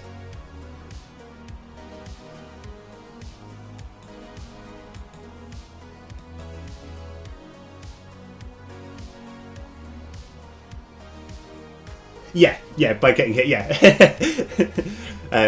Yeah. Because effectively it is kind of getting hit, because the idea is it gets its attack off and then dies. Okay. Right, so. I'm going to be putting more focus on here, but we'll have a look at what happens to the armoured stuff as well. It'd be nice if I could just slow everything down, just so we can sort of analyse everything that's going on. But it's actually not too hard. I could make a function to do that, and it'd be quite easy. But anyway, right, let's go. Let's see what happens. So they attack, lose the armour as they land, move back in. Yeah, I think that's okay. You know what? I think I'm fine with that. Right. Yeah, that's pretty much what I was looking to achieve. I think I'm kind of okay with that. Now, I have realised that we wanted to get 3 things done today, and the last thing which I'm looking to do is going to be very difficult. It's more something that might take an entire streaming entire episode. So what I might do a start, and then I'll see sort of how I go. So right, so the third thing, yeah, I'll see how I feel. I'll explain what we're looking to do our third accomplishment of the day. I want to make it so that when you highlight a card, oh yeah, damn, I'm pointing at the screen. No one knows what I'm talking about. Okay. In fact, let me see if I can visually. Oh, actually, hold on. Control-Shift-P. No. Okay. All right. So yes. Okay. Now we've actually got this paused. Right. I am looking to have just a box of information that explains what attackers do, and dependent on what card you've got, it's going to give a little bit of information to explain. They do that with Hearthstone. Like, for example, in Hearthstone, when you have a minion that's got taunt, you highlight the card and just a little bit of text just arrives over here saying, oh, this is what taunt means. So I kind of want to have a bit of an explanation as to what attackers do. So I'm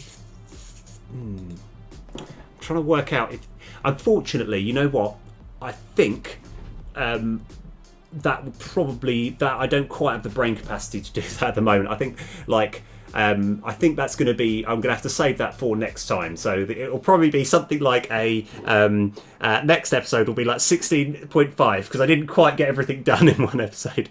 So, like, this has been actually genuinely absolutely awesome. I am probably going to call it here. I've made some, made some good progress. Unfortunately, I only did 2 of the 3. But yeah, so I think the other thing that I'm looking to do is, make sure you get card info when you highlight them over. And then I've got some new cards. Actually, yeah, Gliss, if you're listening, I kind of, a card that I want to have is going to be called something like, like, just purely because you came up with the idea, I was thinking, yes, we've got to go with that. Something like Gliss Zerka, right? And it's going to cost, say, 3 mana or something, and it's also going to... oh yeah, let me move my head back down to the bottom. It's going to cost 3 mana, and also when you cast it, it's going to do what's called Vanquish, which is a whole new word, where when you play a card, it just gets deleted from your deck for the rest of the thing. And what it does is it's going to double the number of attackers that you've got. But also, if you've got armoured, it's going to double those as well. Glizzerka, yeah. I'm like, that's what I really do. That's what I want to do. So I think next episode I'm going to try and do the info thing, because the actual I'm just imagining just being like Glizzerka. So it's going to be like a really good card, very situational, because if you're already taking loads of damage and your guys are attacking each turn. So it's going to be one of those cards that you really want to get earlier on, as opposed to later on when it's going to cost a lot. And when you upgrade it, it's going to cost less and less mana. So ideally, you put a bunch of attackers out, and then you double it up before the monster arrives. But yeah, Glizzerka. That's just, it's more like, it's what I'm thinking, like, kind of, so I think next episode it's going to be the boring card info thing, and then making a whole new Glizzerka card. And it's like, and hopefully like years from now people will be like, Gliss, why Gliss, what's that, and they'll be like, yeah, don't worry, we know. Right. So yeah, I am gonna end this stream here. This has been absolutely awesome. I just like I say, if I could suddenly like, if I had the energy that I had at the beginning of the stream, I could definitely knock this out. But I think this will still take a decent chunk of stream to do, and I just don't quite have the energy. Right. So I am going to call it here. And oh yeah, by the way, I'm going to see if I can work out how to. I'm going to do the smooth transition to try and raid someone by. Right. Let's have a look. Right. Why does everyone else find this so easy, and I'm just like, just very slowly. Okay. Right. Who have we got? Now, obviously, in an ideal world, I'd raid another game developer, but I can't see anyone online, so I will. I'll raid Shady Bunny, because to be honest, Shady Bunny, even though he doesn't do game development at all, he analyses everything the same way, as if he were. So I'll start the raid there. There we go. Right. Like I say, imagine how he does. He plays Teamfight Tactics is how I game dev. So he's pretty cool.